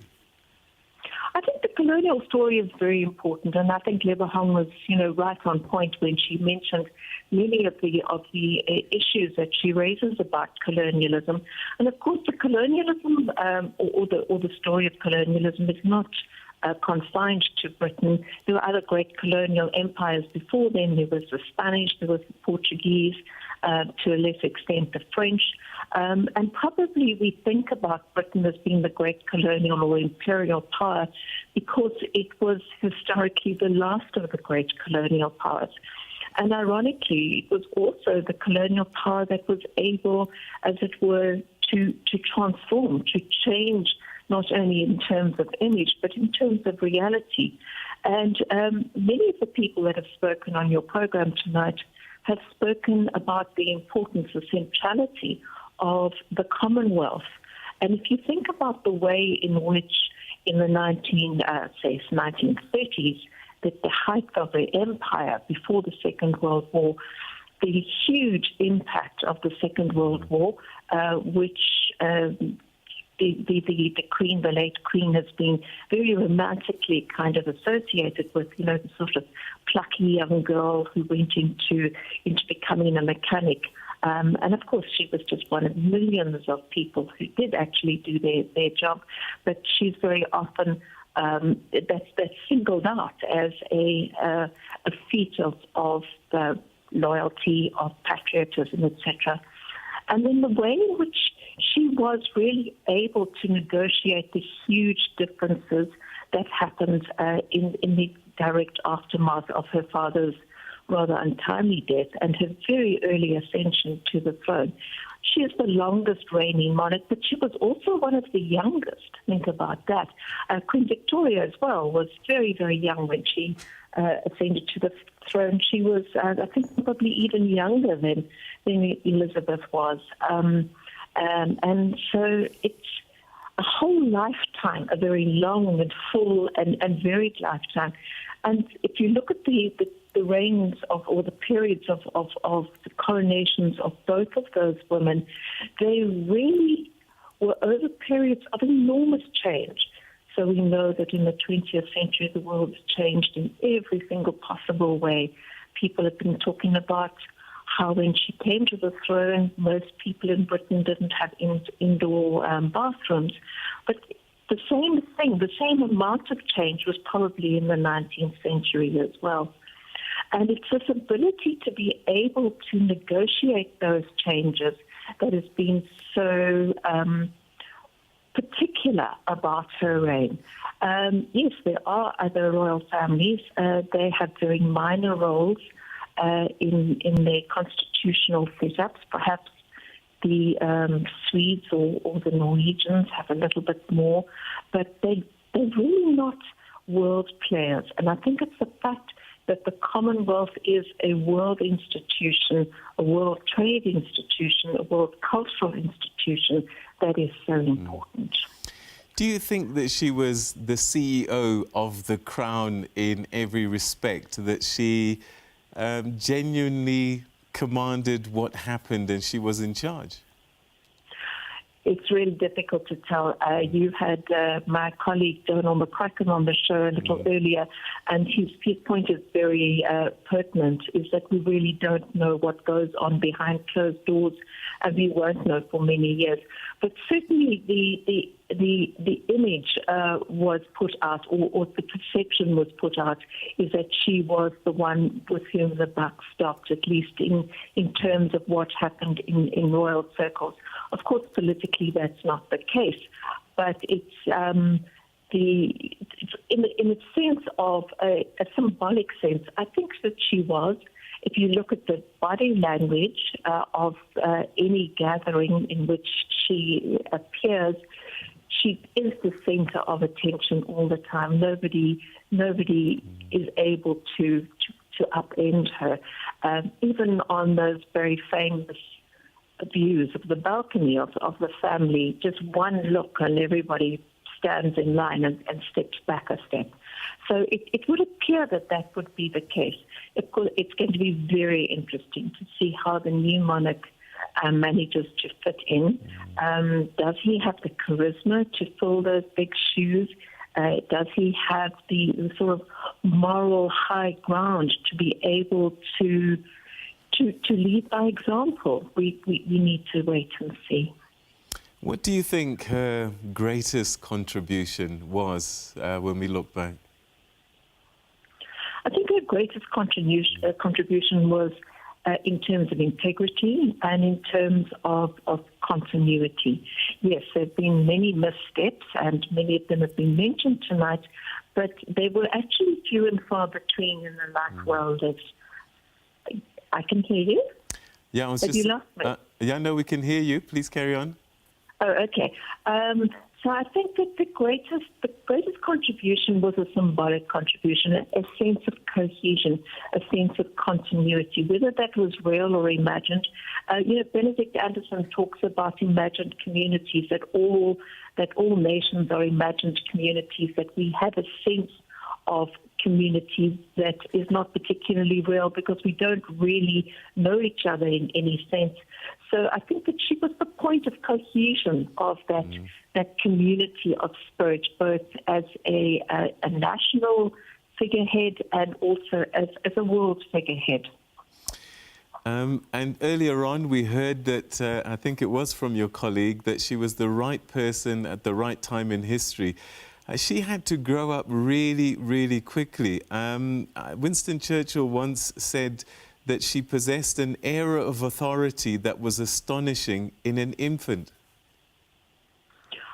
Well, maybe he was rhetorical. I'm not sure that any infant has an air of authority. But certainly she did seem to have the moral courage and the fortitude to be able to do what was required of her at any particular time. So, you know, it was really interesting to listen to your previous speaker, Lebohang, and talking about the burden of the colonial, the past, and how that was negotiated. And there's absolutely no doubt that that accumulated wealth, both within the royal household as well as within a particular country, comes from many, many years of exploitation. But what's really interesting to me is the way in which the transformation came not only from the bottom but also from the top. When it was inevitable, and when it was inevitable that the empire was no longer, instead of backlashing against that, what happened was that the Commonwealth was able to almost turn a disastrous situation, which the empire really was, into a very desirable network, culturally, trade-wise, and in all sorts of different ways, to create a block of affinity that actually does work. Professor Ruth Tier Tomaselli, we're going to have to leave it there. Thank you so much indeed for sharing your thoughts with us this evening. Always a pleasure. Thank you.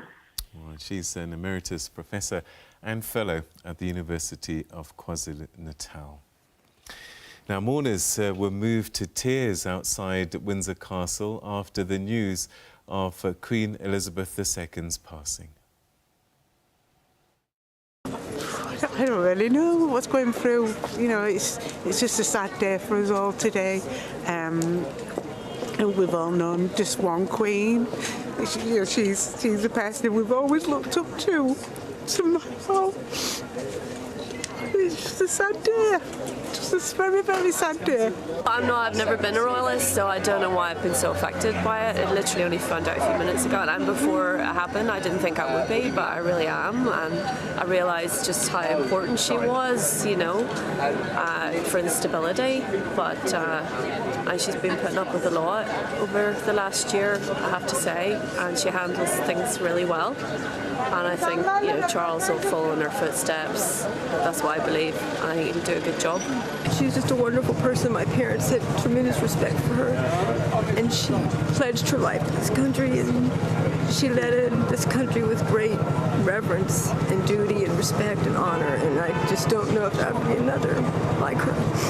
Us being in our early 20s as well, you know, this is all that we've come to know, and so it's this ending of this decade, ending of all that we've known, and coming into this new. It's a new era for us. Yeah. Like, we've only ever known the one queen, and now we're going to be moving into a new monarch. All right, we continue to get reactions from people across the world, and being part of the Commonwealth meant that many young Africans could travel to the United Kingdom. At one point, I don't know what the situation is now, you could get a Commonwealth visa if you were under 25, and you could travel to the UK and work there for 2 years. And that was part of the whole Commonwealth project of giving and enabling young Africans to be able to travel and experience a life abroad. And the Commonwealth has its wings, many parts of the world, many countries in Africa, and one of them Zambia, of course. And we go there now to get some reaction from a former SABC and BBC senior journalist Maureen Nkandu. Maureen, thanks very much indeed for joining us. Good to have you on the programme. Thank you. It's a sad evening, and thank you for having me on the show, Peter. Yours is a personal story, isn't it, the passing of the Queen? Oh, yes, this is very personal for me, and I'm actually very hurt, and obviously sincere condolences to everybody in the United Kingdom and in the Commonwealth. It's very personal because I did meet the Queen twice. I met her the first time when I was 12 years old as a young student in Lusaka, because I was selected to write a speech on behalf of all Commonwealth children, which was to be presented to the speech. And my speech at that time, 1979, was based on calling attention to the Commonwealth on what was happening in countries in Southern Africa, including Mozambique and Angola, the liberation struggle in that time. It was Southern Rhodesia, now Zimbabwe, Southwest Africa, South Africa itself, and so on. So I met her because my speech was selected, and so she got to visit the school that I attended, which was the Lusaka Girls Primary School, which was a great honor for our school. And I presented my speech to her. And when I finished reading the speech, she asked me what I wanted to be. And I said to her, I wanted to be a broadcaster. And she said, so you shall be. And of course, then it was exciting. But the second time when I met the Queen, I was really excited. And that was during the Commonwealth Summit in Durban in 1999, which was 20 years after I had met her the first time.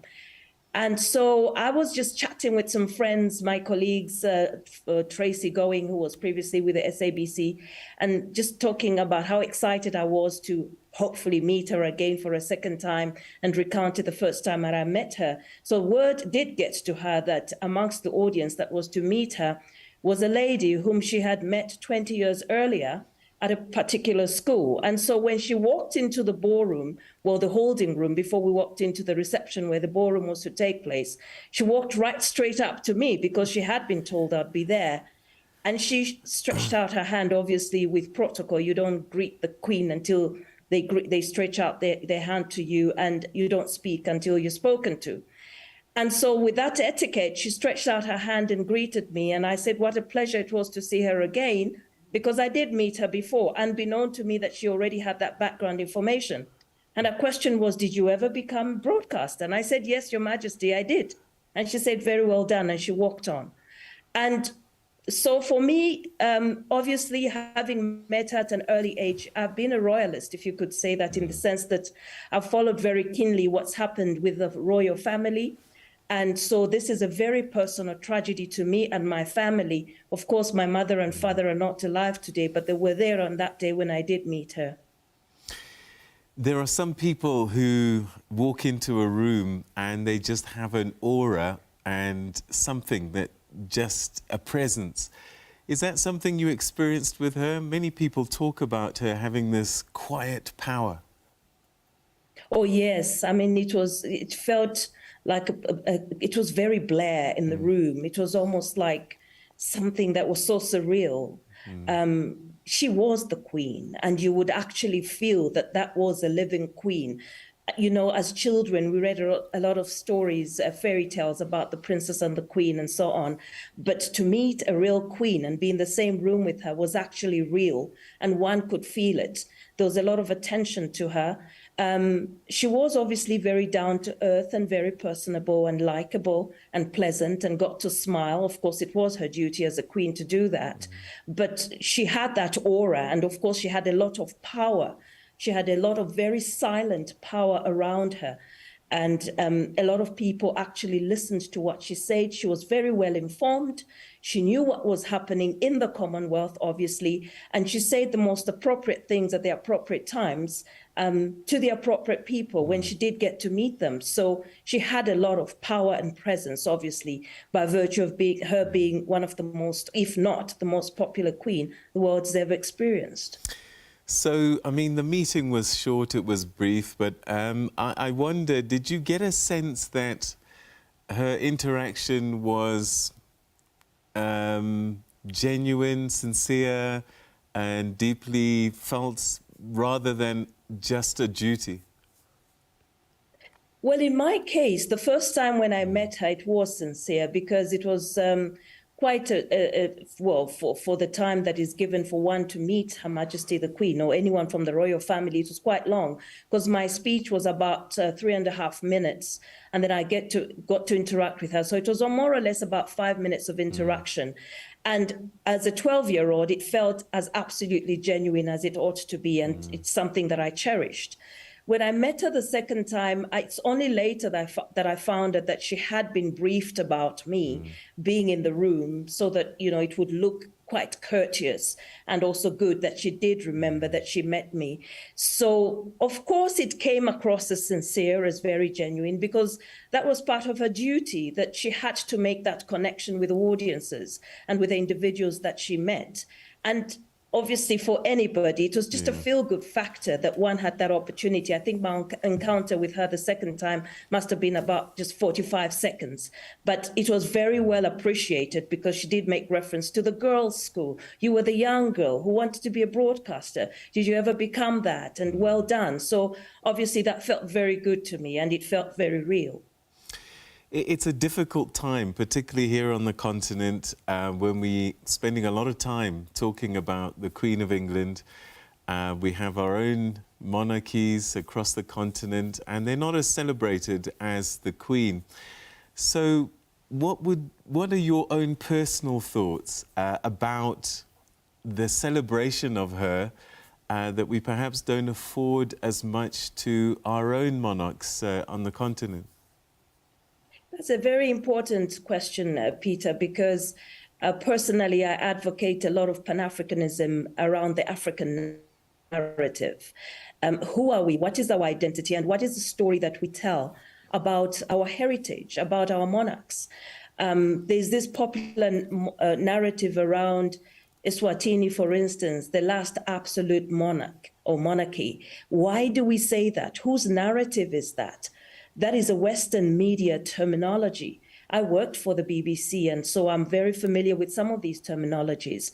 So I feel that we Africans have done ourselves a disservice by not owning the narrative and by not revering our own traditional monarchs, be they kingdoms or be they traditional leaders. And I think that it is important because through them we can actually tell the history and the important story and the strength of the African culture, our traditions and our heritage, just as well as it is told by the English, by the British, for instance, about their kings and queens. So I think that we can still take advantage, and particularly we, meaning us journalists, to start revisiting the narrative and how we tell our own story. Why is Her Majesty Queen Elizabeth so revered? Why is this one of the biggest stories of the century for us in journalism? It is because of the continuous narrative about who she was, what family she came from, what she represented. Of course, not just being a queen, but also being the head of the Commonwealth, which is now 56 countries, which is very important. But we should also be able to magnify the status of our own leaders, our own monarchs, our own traditional leaders, so that generations that come should continue with that narrative and also just respect it. I think we need to respect our background and our history as importantly as our friends in the West do. The Queen was loved, perhaps less loved all over the world, but Zambia, and I remember KK had a relationship with the Queen as well. So how are Zambians today, do you think? Well, yes, KK had a very special relationship. Remember the famous dance that he had again during the period of the Commonwealth Summit in 1979. It was quite a heated time at that time because KK had very strong opinions about what was happening in the frontline states in Southern Africa as far as the liberation struggle was concerned.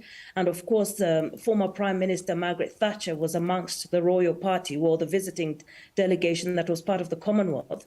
So I think Queen Elizabeth played an important part in sort of smoothening that relationship and easing the tension that was there amongst African leaders and that back then looked at as the British monarch that, you know, was to a certain extent at that time, the policy of the UK towards apartheid and so on was quite controversial. In Zambia, there are mixed feelings. Of course, Zambia is a country of very young people. The average age is about 30, if not maybe 35 to a certain extent. That's about 70% of the population. A lot of them will have known of the Queen. Obviously, it's an information age. They're well connected, they're tuned in, they understand what's going on around the world. But I don't think there's that direct relationship as there would be amongst some of us who are much older in our 50s, 60s and 70s, who were born when Zambia got its independence or just after in 1964, who sort of had a stronger tie, a stronger understanding of the monarch and what it meant to our country. So amongst our more senior citizens, and by that I don't mean very elderly people, but my generation and older, of course, this is a very significant moment that is going to be remembered because of the experiences that we had. We may not have met her directly, a lot of us, but a lot of us in Zambia did relate to us.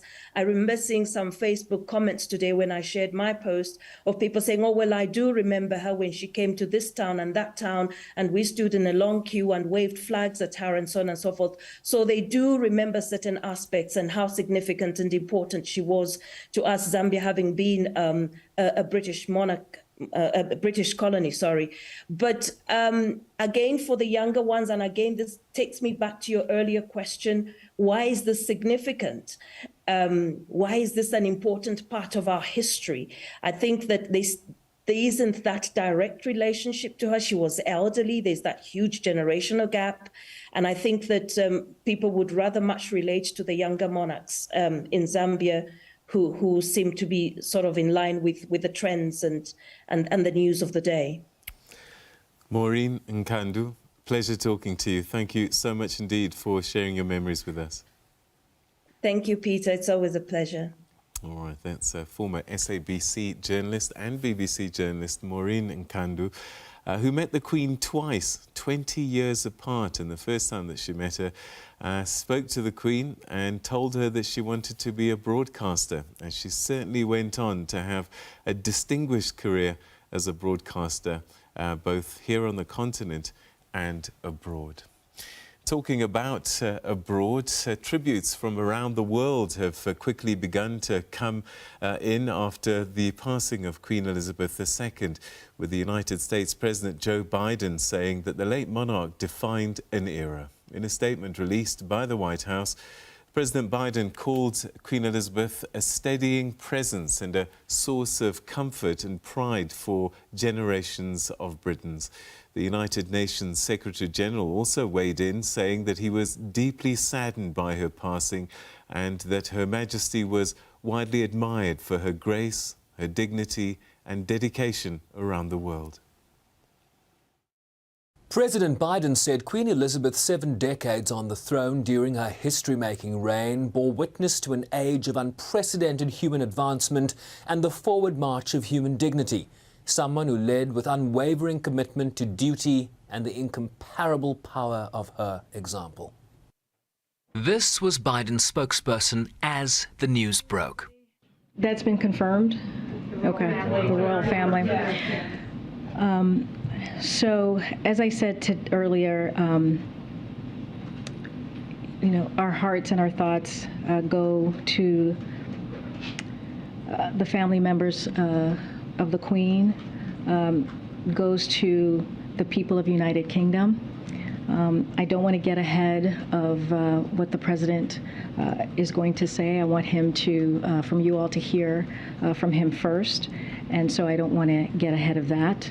And I said this earlier, our relationship with the people of the United Kingdom, and this is something that the president has said himself, has grown stronger and stronger. It is one of the United Kingdom is one of our closest allies. And again, our hearts go to the people of the United Kingdom, to the Queen, and to her family. In the following statements, former President Donald and Melania Trump called her reign remarkable, one that left a tremendous legacy of peace and prosperity for Great Britain. Former President Barack and Michelle Obama said they were grateful to have witnessed her dedicated leadership and were awed by her legacy of tireless, dignified public service. Former President Jimmy and Rosalind Carter said they joined millions around the world in mourning a remarkable leader, while the Secretary-General Antonio Guterres called her a good friend of the United Nations.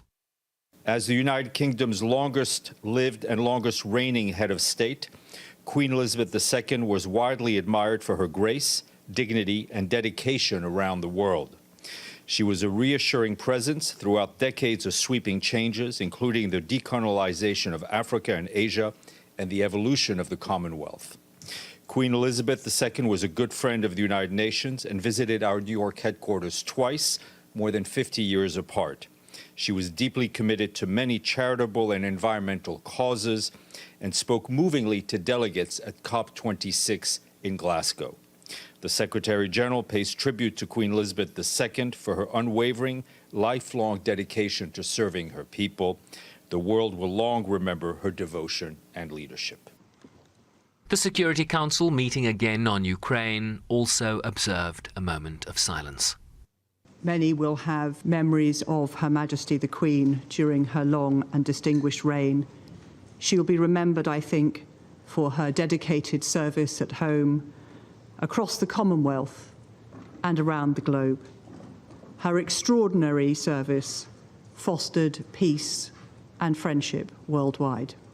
At the beginning of this meeting, on behalf of the Security Council, I would like to express the deepest condolences to the government and people of the United Kingdom of Great Britain and Northern Ireland on the occasion of the death of Her Majesty Queen Elizabeth II. I would also like to address our condolences to the family and friends. As head of state, she was the longest reigning monarch in the history of the United Kingdom, and she reigned over a period of historic changes both for her country and the world. All her life was devoted to the service of her country. Canada, where the British monarch remains head of state, also paid tribute through the head of government. She was one of my favorite people in the world, and I will miss her so. It is with the deepest of sorrow that we learn today of the passing of Her Majesty Queen Elizabeth II.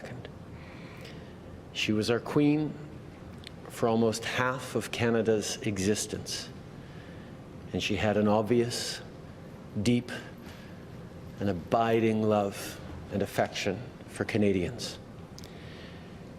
She served us all with strength and wisdom for 70 years as we grew into the diverse, optimistic, responsible, ambitious, and extraordinary country we are today. As her 12th Canadian Prime Minister, I'm having trouble believing that my last sit-down with her was my last. I will so miss those chats. She was thoughtful, wise, curious, helpful, funny, and so much more. And as flags are lowered to half-mast, the end of an era. A state funeral will be held at Westminster Abbey in 10 days as a nation and many around the world mourn the only British monarch they've known in their lifetimes. Queen Elizabeth II was 96. Sherman Bryce-Pease, SABC News, New York.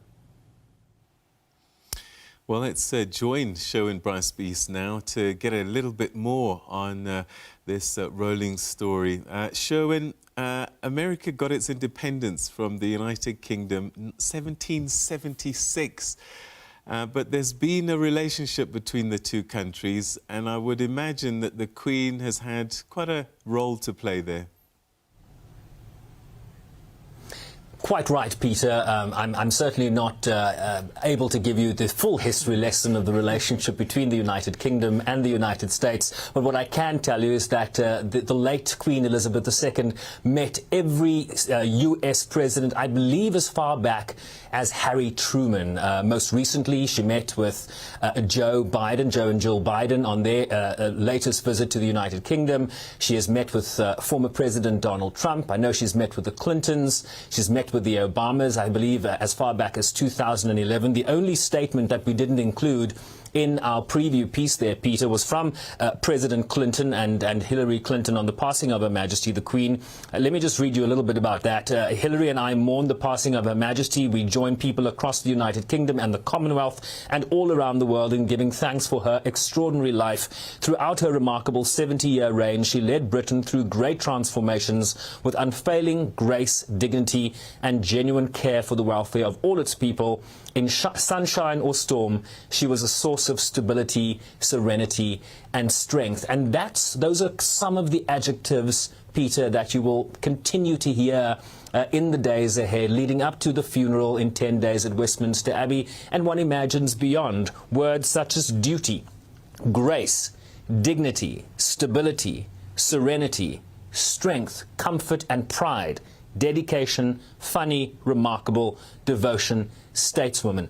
And that's just from principles like former presidents here in the United States. One can just imagine what other people, more perhaps closer to home, are saying, but certainly words of admiration for the late monarch, Peter. Do you have a sense at all about how Americans are reacting to the news? Many of them are actually English, living abroad, but you know, there's a picture of Meghan Markle as a teenager, 1996, outside Buckingham Palace, which perhaps talks to a lot of travel from America to Britain. And one of the things they want to see, of course, is changing of the guard, Buckingham Palace, all of that. So are there people in America who today are feeling sad? Look, you're not going to see the teams of people that have gathered outside the gates of Buckingham Palace in Times Square today because of this passing. But there is certainly a great deal of affection between these two countries. These are one of the oldest geopolitical relations in the world. You heard from Karen Jean-Pierre, the White House press secretary, talking about how this is one of the most important alliances between these two countries. I believe the British, in the early days, burnt down the White House, so there's also that. So there is certainly a long-standing relationship between these two allies. You know, they sometimes go to war together, Peter, Iraq being one example, many other fora. So there is a long-standing relationship. So there's a great deal of empathy and condolence and sympathy that will emanate from the United States, but not, you know, the level of outpouring one might see in a former Commonwealth realm or a former or a current country that belongs to the Commonwealth, and certainly incomparable, I feel, to what one will see in terms of the outpouring of grief that will emanate across the United Kingdom and adjoining countries in Europe, Peter. What we do know, and we'd like to share this with some of our viewers, is what really happens now over the next 10 days. Let me give you a bit of a rundown. Flags, of course, at all the castles and palaces in the UK, and one imagines government buildings will now fly at half-mast. Tomorrow, let's call that day one, the proclamation of the new king, King Charles. You've been saying it's King Charles III. Will be read at St James's Palace. Tributes will be paid in Parliament tomorrow. The coffin on day two will depart Balmoral and be taken by road to the Palace of Holyrood House. Day 3, King Charles, in one of his first acts of sovereign, will attend the Palace of Holyrood House for the ceremony of the keys, and will have an audience with the Scotland's First Minister and receive a motion of condolence from the Scottish Parliament. On day 4, the coffin is expected to move to Edinburgh Waverley Station, from where it will travel by royal train to London. King Charles will fly to Northern Ireland to receive messages of condolence and attend a service of prayer and reflection on the life of the late Queen. On day 5, the coffin is expected to arrive at Buckingham Palace ahead of a big memorial planned in London for that day. The Queen's coffin will then be taken to Westminster Hall, where it will lie in state for 5 days leading up to that funeral. On day 6, the coffin continues to lie in state. Day 7, Peter, King Charles travels to Wales to attend service and receive a motion of condolence. On day 8, he will receive governors general and prime ministers from the realm.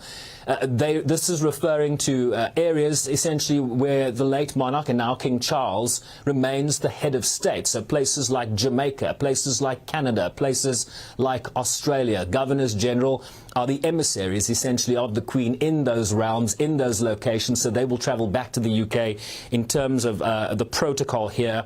King Charles will then receive those governors and prime ministers. On day 9, King Charles will welcome foreign royal families and VIPs who are attending the funeral. They will then are expected to attend the lying in state at Westminster Hall. And then, of course, on day 10, state funeral at Westminster Abbey. And one probably hasn't seen anything like that since the passing of Princess Diana so many years ago, Peter. I don't think we can even compare it to the passing of Prince Philip in April last year, right? Because we were under COVID lockdowns. You'll remember that iconic figure of the Queen, that image of the Queen sitting by herself dressed in black fully masked as she laid her late husband to rest, and surviving him by just 17 months. Her passing September 8th, 2022. Philip died April 9th, 2021. She lived 17 months longer than her husband, Peter.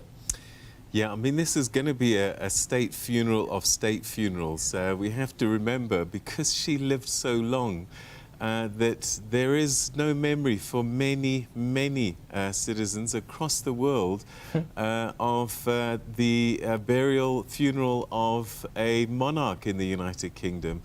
70-odd years on the throne. It's difficult to imagine for many Britons, actually, what life would be like without the Queen, but we will see, and it certainly will be with its pageantry, its traditions, and its ceremonies on the day. I mean, just our generation, Peter, has only known Queen Elizabeth II as the monarch, as the sovereign, as the head of state of the United Kingdom. King Charles, you know, for people like ourselves, probably sounds a little bit foreign, but strange, but unexpected, if you will, despite the fact that the late monarch was 96 years old. And you'll remember that she was in her mid-20s when she ascended the throne due to the passing of her father, who became, of course, an unexpected king, right, after the abdication of his brother. So this has had a more formulaic handover, a more formulaic transition, if you will, right? The passing of the monarch. She did not abdicate. She died while on the throne. And, of course, King Charles immediately assumes the title of sovereign. He becomes King Charles, no longer the Prince of Wales. And here's a little footnote, Peter. Queen Camilla. No one's talking about that. The Queen Consort. That's going to be a refreshing change for the United Kingdom and certainly members of the Commonwealth. All right. So we've heard from President Biden and other leaders. What about Republicans? Have they been coming to the party and sharing their thoughts? The only Republican I have on my list here, Peter, is the former President Donald Trump. I have seen some tweets from other elements within the U.S. government, but let me just read you a little bit more detail of what former President Trump said. Melania and I are deeply saddened to learn of the loss of Her Majesty Queen Elizabeth II. Together with our family and fellow Americans, we send our sincere condolences to the royal family and the people of the UK during this time of great sorrow and grief. Her historic and remarkable reign left a tremendous legacy of peace and prosperity for Great Britain. The Obamas, we touched on a little bit about what they said. This is some more. Michelle and I were lucky enough to come to know Her Majesty, and she meant a great deal to us. They met her back in 2011, soon after, during his first term. Back when we were just beginning to navigate life as President and First Lady, she welcomed us to the world stage with open arms and extraordinary generosity. Time and again, we were struck by her warmth, the way she put people at ease, and how she brought her considerable humor and charm to moments of great pomp and circumstances. And I think that's another element of the late monarch that many people who have met her and encountered her, and certainly some of the little clips that we get to see from those private moments, she was always ready to crack a joke, to bring some levity into a situation that might have been deemed serious. President Biden, he talked about how she was supported by her beloved Philip for 73 years. Queen Elizabeth led always with grace and unwavering commitment to duty and the incomparable power of her example. In the years ahead, we look forward to continuing a close friendship with the King and the Queen Consort. Today, the thoughts and prayers of the people of the United States are with the people of the United Kingdom and the Commonwealth in their grief. So just a smattering of reaction here, Peter. So I suppose at British houses of drink and places like that in America, there probably will be some kind of gatherings taking place. Absolutely. There is a big British expat community here in New York, and one imagines around the country. But I imagine that Brits around the world will be gathering, certainly amongst themselves, inviting friends and close confidants to join them in this moment of real sadness. I think if South Africans are going to compare this to anything, it's probably the passing of former President Nelson Mandela. I remember the day Madiba died. I was walking outside of the United Nations and my phone buzzed and I turned around immediately and went back inside. Ban Ki-moon was Secretary General at the time, and he was about to leave on an international trip and delayed his departure so that he could come personally and make a statement.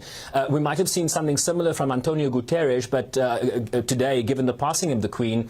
But unfortunately, he was traveling. He's in Pakistan, showing a sense of solidarity after those devastating floods there, Peter. But his spokesperson came out immediately to make that statement on camera, and that really just speaks to the significance of this moment. I don't think any of us will forget where we were when we got the news, right? I mean, we woke up this morning to the breaking news that her doctors were placing her under medical observation, and that's been the running story all day. And I think television programs breaking away from their regular programming tells a story in itself, right? This is a significant moment. It will be remembered by many around the world who lived through it.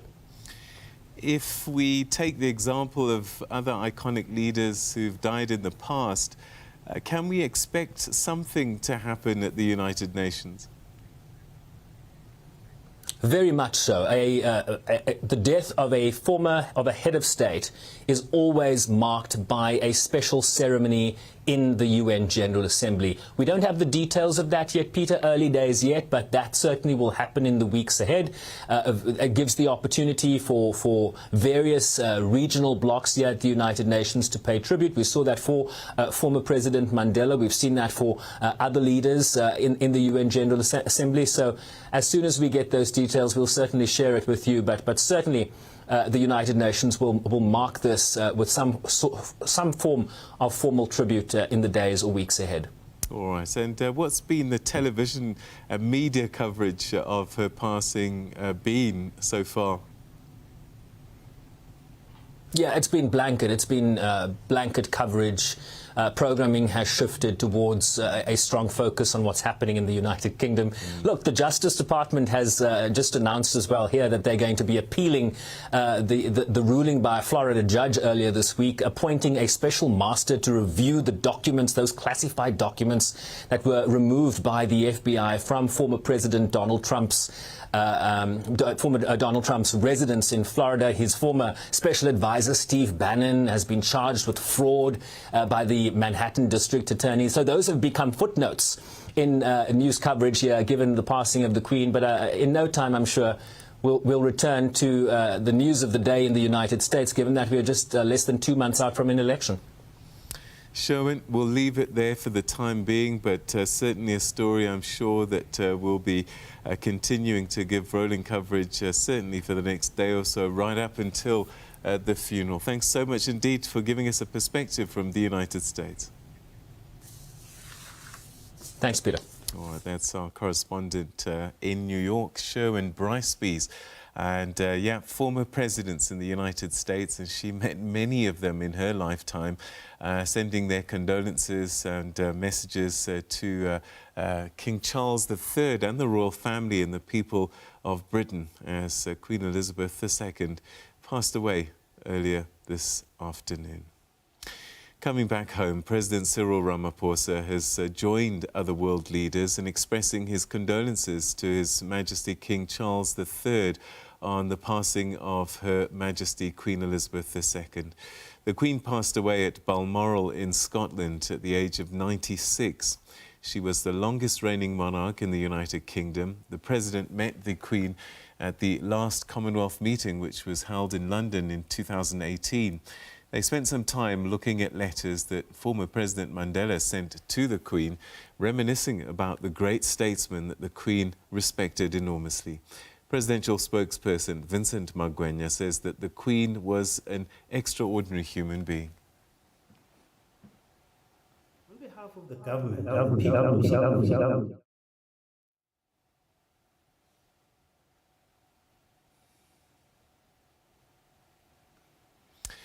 Our apologies there. We seem to be having a little bit of trouble with that clip, but we're hoping to get that message again from the presidential spokesperson. But we did get word from President Ramaphosa a little bit earlier on, and he said that Her Majesty was an extraordinary and world-renowned public figure who lived a remarkable life. Her life and legacy will be fondly remembered by many around the world. The Queen's commitment and dedication during her 70 years on the throne remains a noble and virtuous example to the entire world. And that was President Cyril Ramaphosa extending condolences to the family, the royal family, on behalf of the government and the people of South Africa, expressing sincere, profound condolences, as I said, to His Majesty King Charles III and also the people of the United Kingdom, Great Britain and Northern Ireland.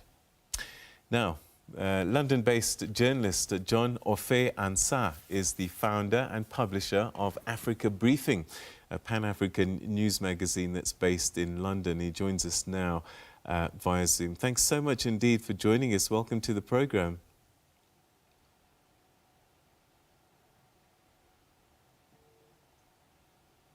All right, I'm not sure if we have him. Hello, Mr. Ansah, are you there?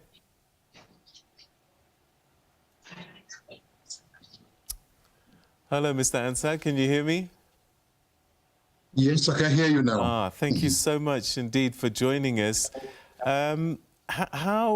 Perhaps let me start with you, your thoughts and your personal reflections on hearing of the passing of Queen Elizabeth II. Actually, it didn't come as much as so much as a surprise, but at the same time, any loss of life, any death is shocking.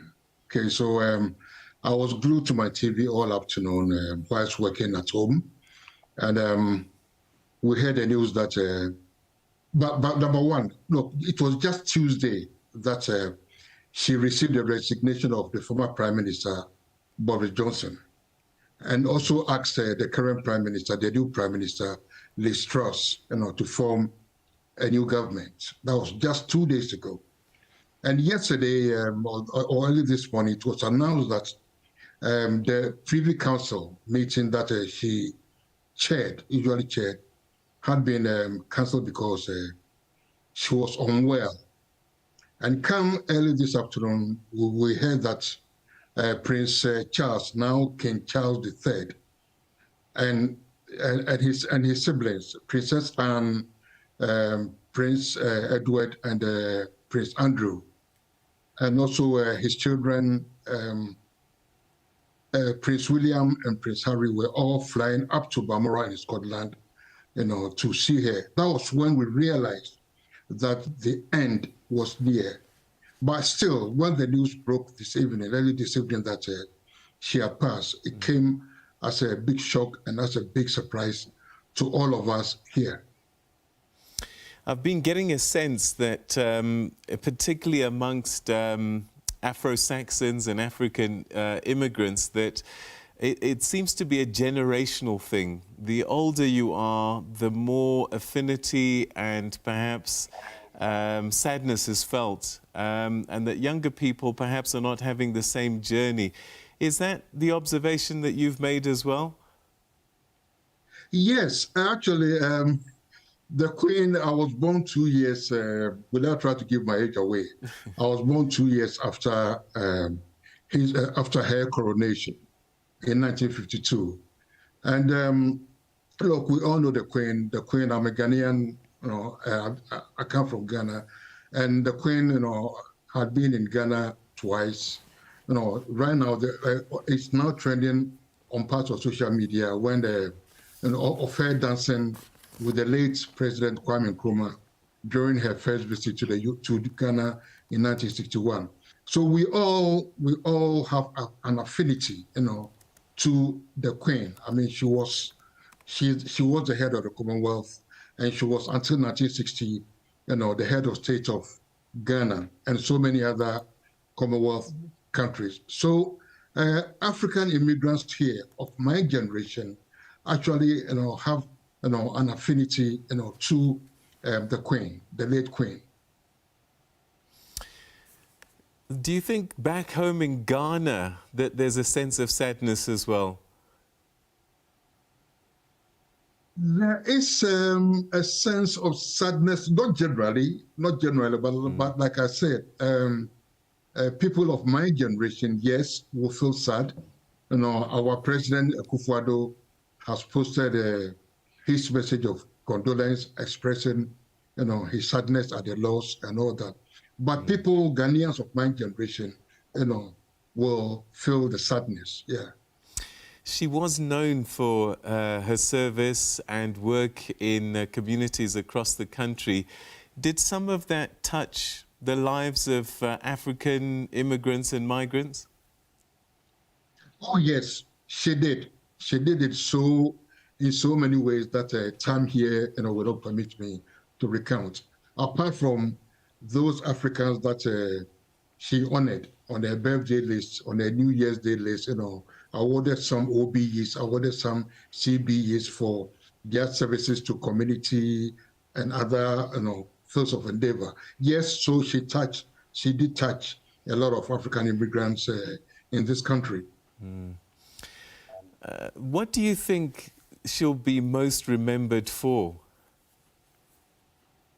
She will be most remembered for, from my perspective, personal perspective, she will be remembered for keeping the Commonwealth together.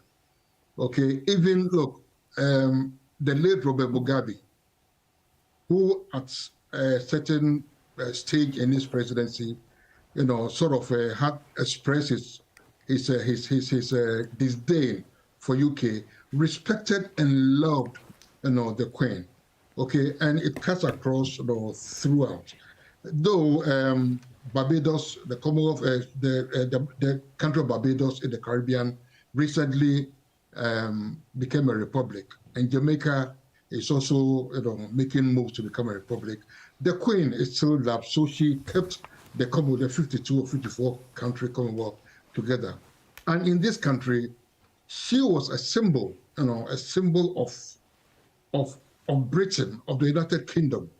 Look, a lot of tourists, came or still come to Britain just to have a glimpse of the Queen. I mean, today, for example, there should have been the trooping of the colour at the Buckingham Palace, which was cancelled because of her demise, right? People pay tickets, travel from all over Europe, from America, elsewhere, to view that trooping the colour. Look, sometimes, in my language, say, look, I didn't come here, we say to us, I didn't come here to view Buckingham Palace. I came here to make money. So that, is symbolic, right, of the role of her importance, right, to the UK, to England, to UK as a whole. What do you expect to see in the coming days in the United Kingdom? There's going to be, there's a great sense of loss. I haven't been out of my house since the announcement, but I can tell that there's been a great sense of, my son went out and she saw the activity, the sober mood of the people, in central London and all that. And even then, some businesses are going to close. Just before I came on there, about a few hours before I came on there with you, I was watching the Europa League between Manchester United and Real Sociedad. The match did not start, at the scheduled time, okay? And there was no analysis, half-time analysis. There was no post-match analysis, no interviews of the respective managers of the teams. So that tells you, and they even talk of that tomorrow, the matches of the English Football League have been cancelled. And come this weekend, the Premier League, which is the most watched, soccer, league in the world, right, I'm sure will be postponed just in honor of her memory. So, and again, a lot of, I'm sure, some businesses, might close. My son works in a nightclub. He's a club DJ and one of the top clubs in the West End, right? He's even thinking that tomorrow the club might not open, just to respect him, to respect the memory of the Queen. So his passing is going to affect a lot of human activity, if you like, in the UK. What are you going to remember her for personally? Is there a memory that you have that strikes you? I couldn't give any specific memory, but look, we all I've seen her as close quarters as a journalist and all, and look, she's a good example of how a matriarch, forget the Queen, but she was a matriarch of the family, of the royal family. I mean, they've been through turbulent times. I remember when Princess Diana died in 1997, right? Was it 25 years ago? I mean, there was a huge outcry against the royal family. At that time, they were in Balmoral, where she was today, in Balmoral, and they did not come down to London immediately after the death of Diana. And there was a huge, massive public outcry against them. And a lot of people thought that was the beginning of the end of the British monarchy. But this woman actually responded to the public mood, okay, and changed things. And so, I mean, look, and so the British public again warmed up to her. So she's a matriarch, she's a mother, she was a matriarch, she was a mother who led by example, who grew by example. So these are some of the abiding memories, I have of her. John, Ofe, Ansah, thank you so much indeed for joining us and sharing your thoughts and giving us some insights on this day. Thank you so much. Thanks for having me.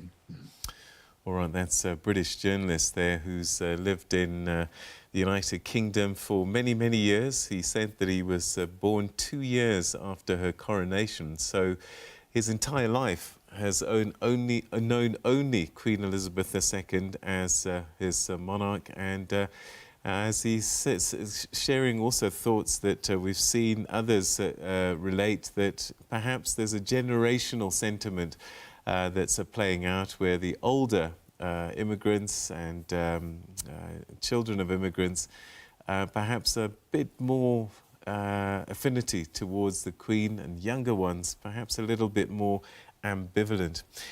Just to give you an idea of the traditions and the ceremonies that take place, everything has so much history, particularly around things like this, the passing of a monarch. The official announcement from Buckingham Palace would have been preceded by something called a call cascade. And this is when the Prime Minister is informed personally by the Queen's private secretary. And the news then is passed through to the Cabinet Secretary of the Privy Council, which coordinates government work on behalf of the monarch. And only then will the official notification have been made to the public. Flags across the royal residences, all flying at half-mast. Whitehall and other government buildings also lowered at half-mast, with the royal family's website changed to black holding page with a short statement announcing the Queen's death. Now, the Prime Minister was the first member of government to make an announcement, making a statement rather. And the Buckingham Palace tradition is to fix a framed formal announcement of the death to the railings. And Westminster Abbey and St Paul's Cathedral will toll bells at a set time after the monarch's death. So you'll see a lot of procedures, traditions that will be carried out that have been with the history of the country in the next 10 days, and we'll certainly be keeping you up to date as that continues. All right, it was in 1947 when British royal family visited the Kingdom of Lesotho, whilst Queen Elizabeth and Margaret were then princesses. Their visit and close ties with Lesotho are remembered fondly by those who were close to the events of the time. This is Kingsway Street. It is the main street in the capital, Maseru, which was constructed specifically for the visit of the British royal family in 1947, as the events of the day are narrated by those who witnessed the visit. Meshumi Kitimi is an age mate to the Queen. Well, I think I'm senior by few weeks or so. This is why I had the Dutch courage to try and shout at the motorcade as it was passing through Kingsway to Pizzo Ground in 1947. Elizabeth and Margaret then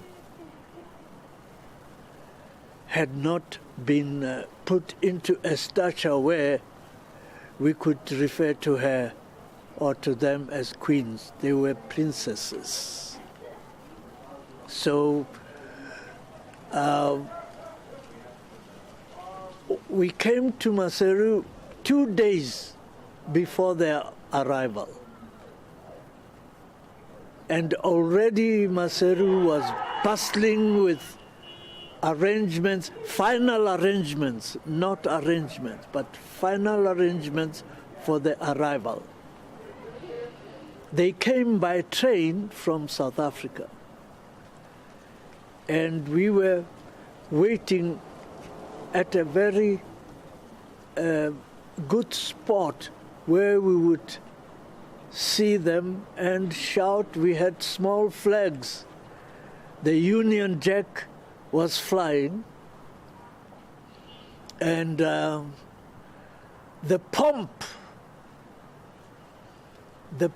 for the visit was unparalleled in our experience. We had never seen anything like that, nor have we seen another like it after that. When you become a senior citizen, you tell stories. I do have some of those stories. I presented credentials to Her Majesty the Queen some years ago. As you may be aware, I was High Commissioner to London in 1982. And in that private conversation with Her Majesty, she observed one or two things. One was that I had a blanket on, and it was a rather warm, particularly warm day in May. And she said, High Commissioner, I do recognize and identify your attire, because when I was visiting your great country with my parents, I remember the Basotho horsemen with those colorful blankets of theirs. And then she said, but aren't you feeling a little bit too warm today in it? Which I was. Of course, there were two things involved there. I was warm because I was a little anxious being in front of Her Majesty. I was also warm because, as she observed, the temperatures outside were rather warm for May. And we talked about her visit. She said she was a young age, impressionable age. And one thing she was rather, she chuckled about was when I told her that, and then we got a tarred road for the first time from the border to the Pizzo Ground. And I said, that road is still called the Kingsway. She chuckled a little bit about that. And she said, oh, so some of these visits do help in other ways. And I said, yes, that is quite so, Your Majesty. I'm Rapelang Khatebe for SABC News, Maseru, Lesotho. Well, let's cross now to Lesotho and join our correspondent, Rapelang Khatebe. Rabelang, thanks so much indeed for joining us. I don't know, I mean, it's late in the day, late at night. When the news started filtering through Lesotho, what sort of reaction was coming out of the country? Indeed, Kaduredi and Peter, we started getting in of, I think, when the announcement started coming through that the Queen, Her Majesty, is not well late in the afternoon, and then sparked lots of interest, I think, people taking to social media, some even changing their profiles, I think understanding that they would probably be something a little much more than her usual medical checkup.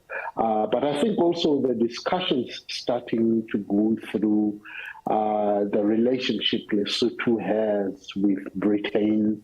I think to Lesotho, the proximity of Prince Harry, I think with lot of touchments about his foundations that are here in Lesotho. I think they started now looking back into that kind of relationship, but also one cannot dismiss the role of that long history, I think, of Lesotho being a protectorate of Britain, some starting to spark the debate. So I think it's mixed reactions, but I've seen people with Facebook profiles having changed recently, so there's quite more to talk about. Has King Letsia III expressed his condolences? What has he said?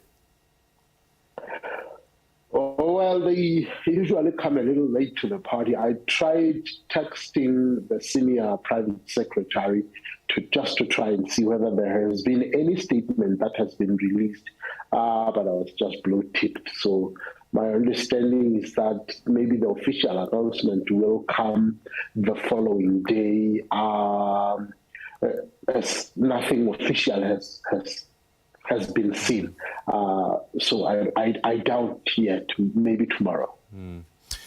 Given how prominent and important the royal family is in Lesotho, I guess there are many people in Lesotho who do watch the royals in the United Kingdom.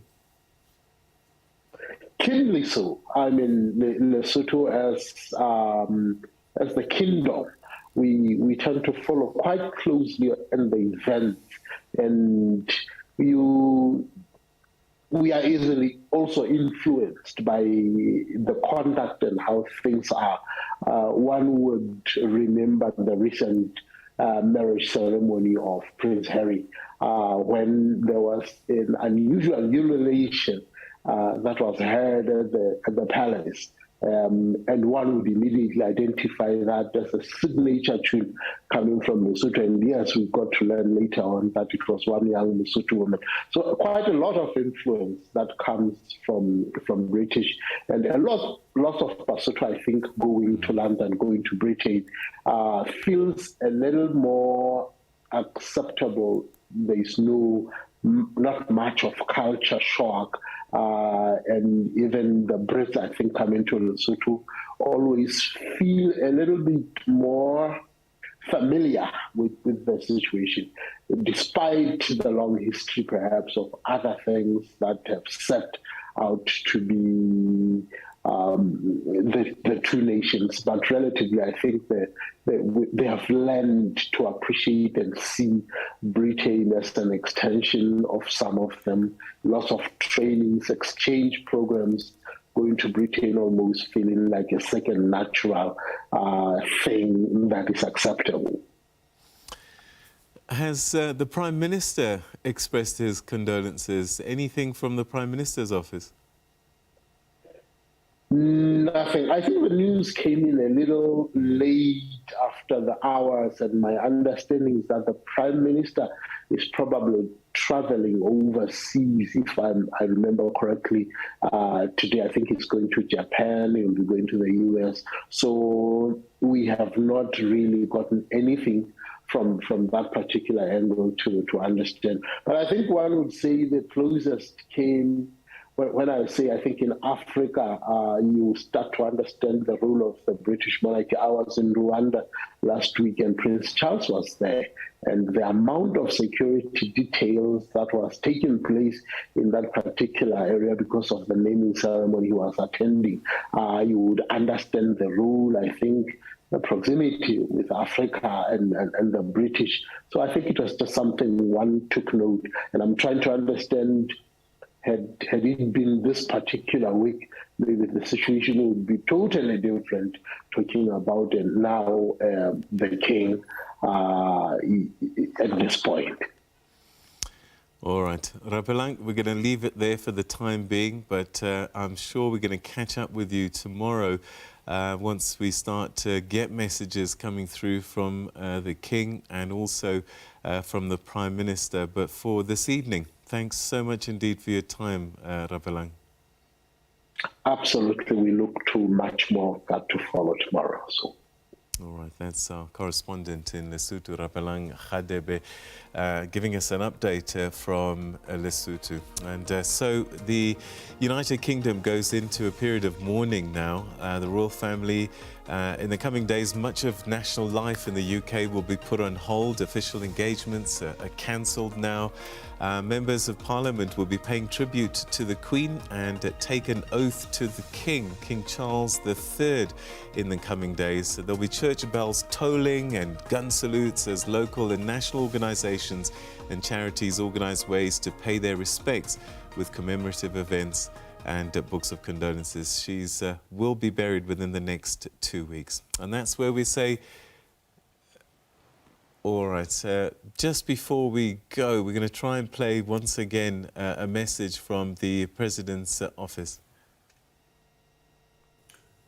On behalf of the government and the people of South Africa, President Ramaphosa has expressed his profound and sincere condolences to His Majesty King Charles III on the passing of Her Majesty Queen Elizabeth II of the United Kingdom of Great Britain and Northern Ireland. Her Majesty was an extraordinary and world-renowned public figure who lived a remarkable life.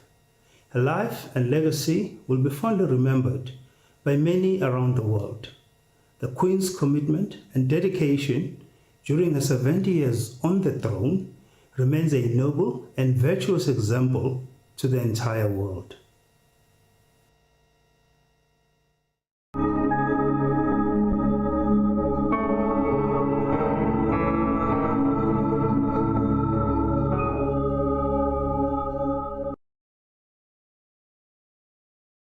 In these tough economic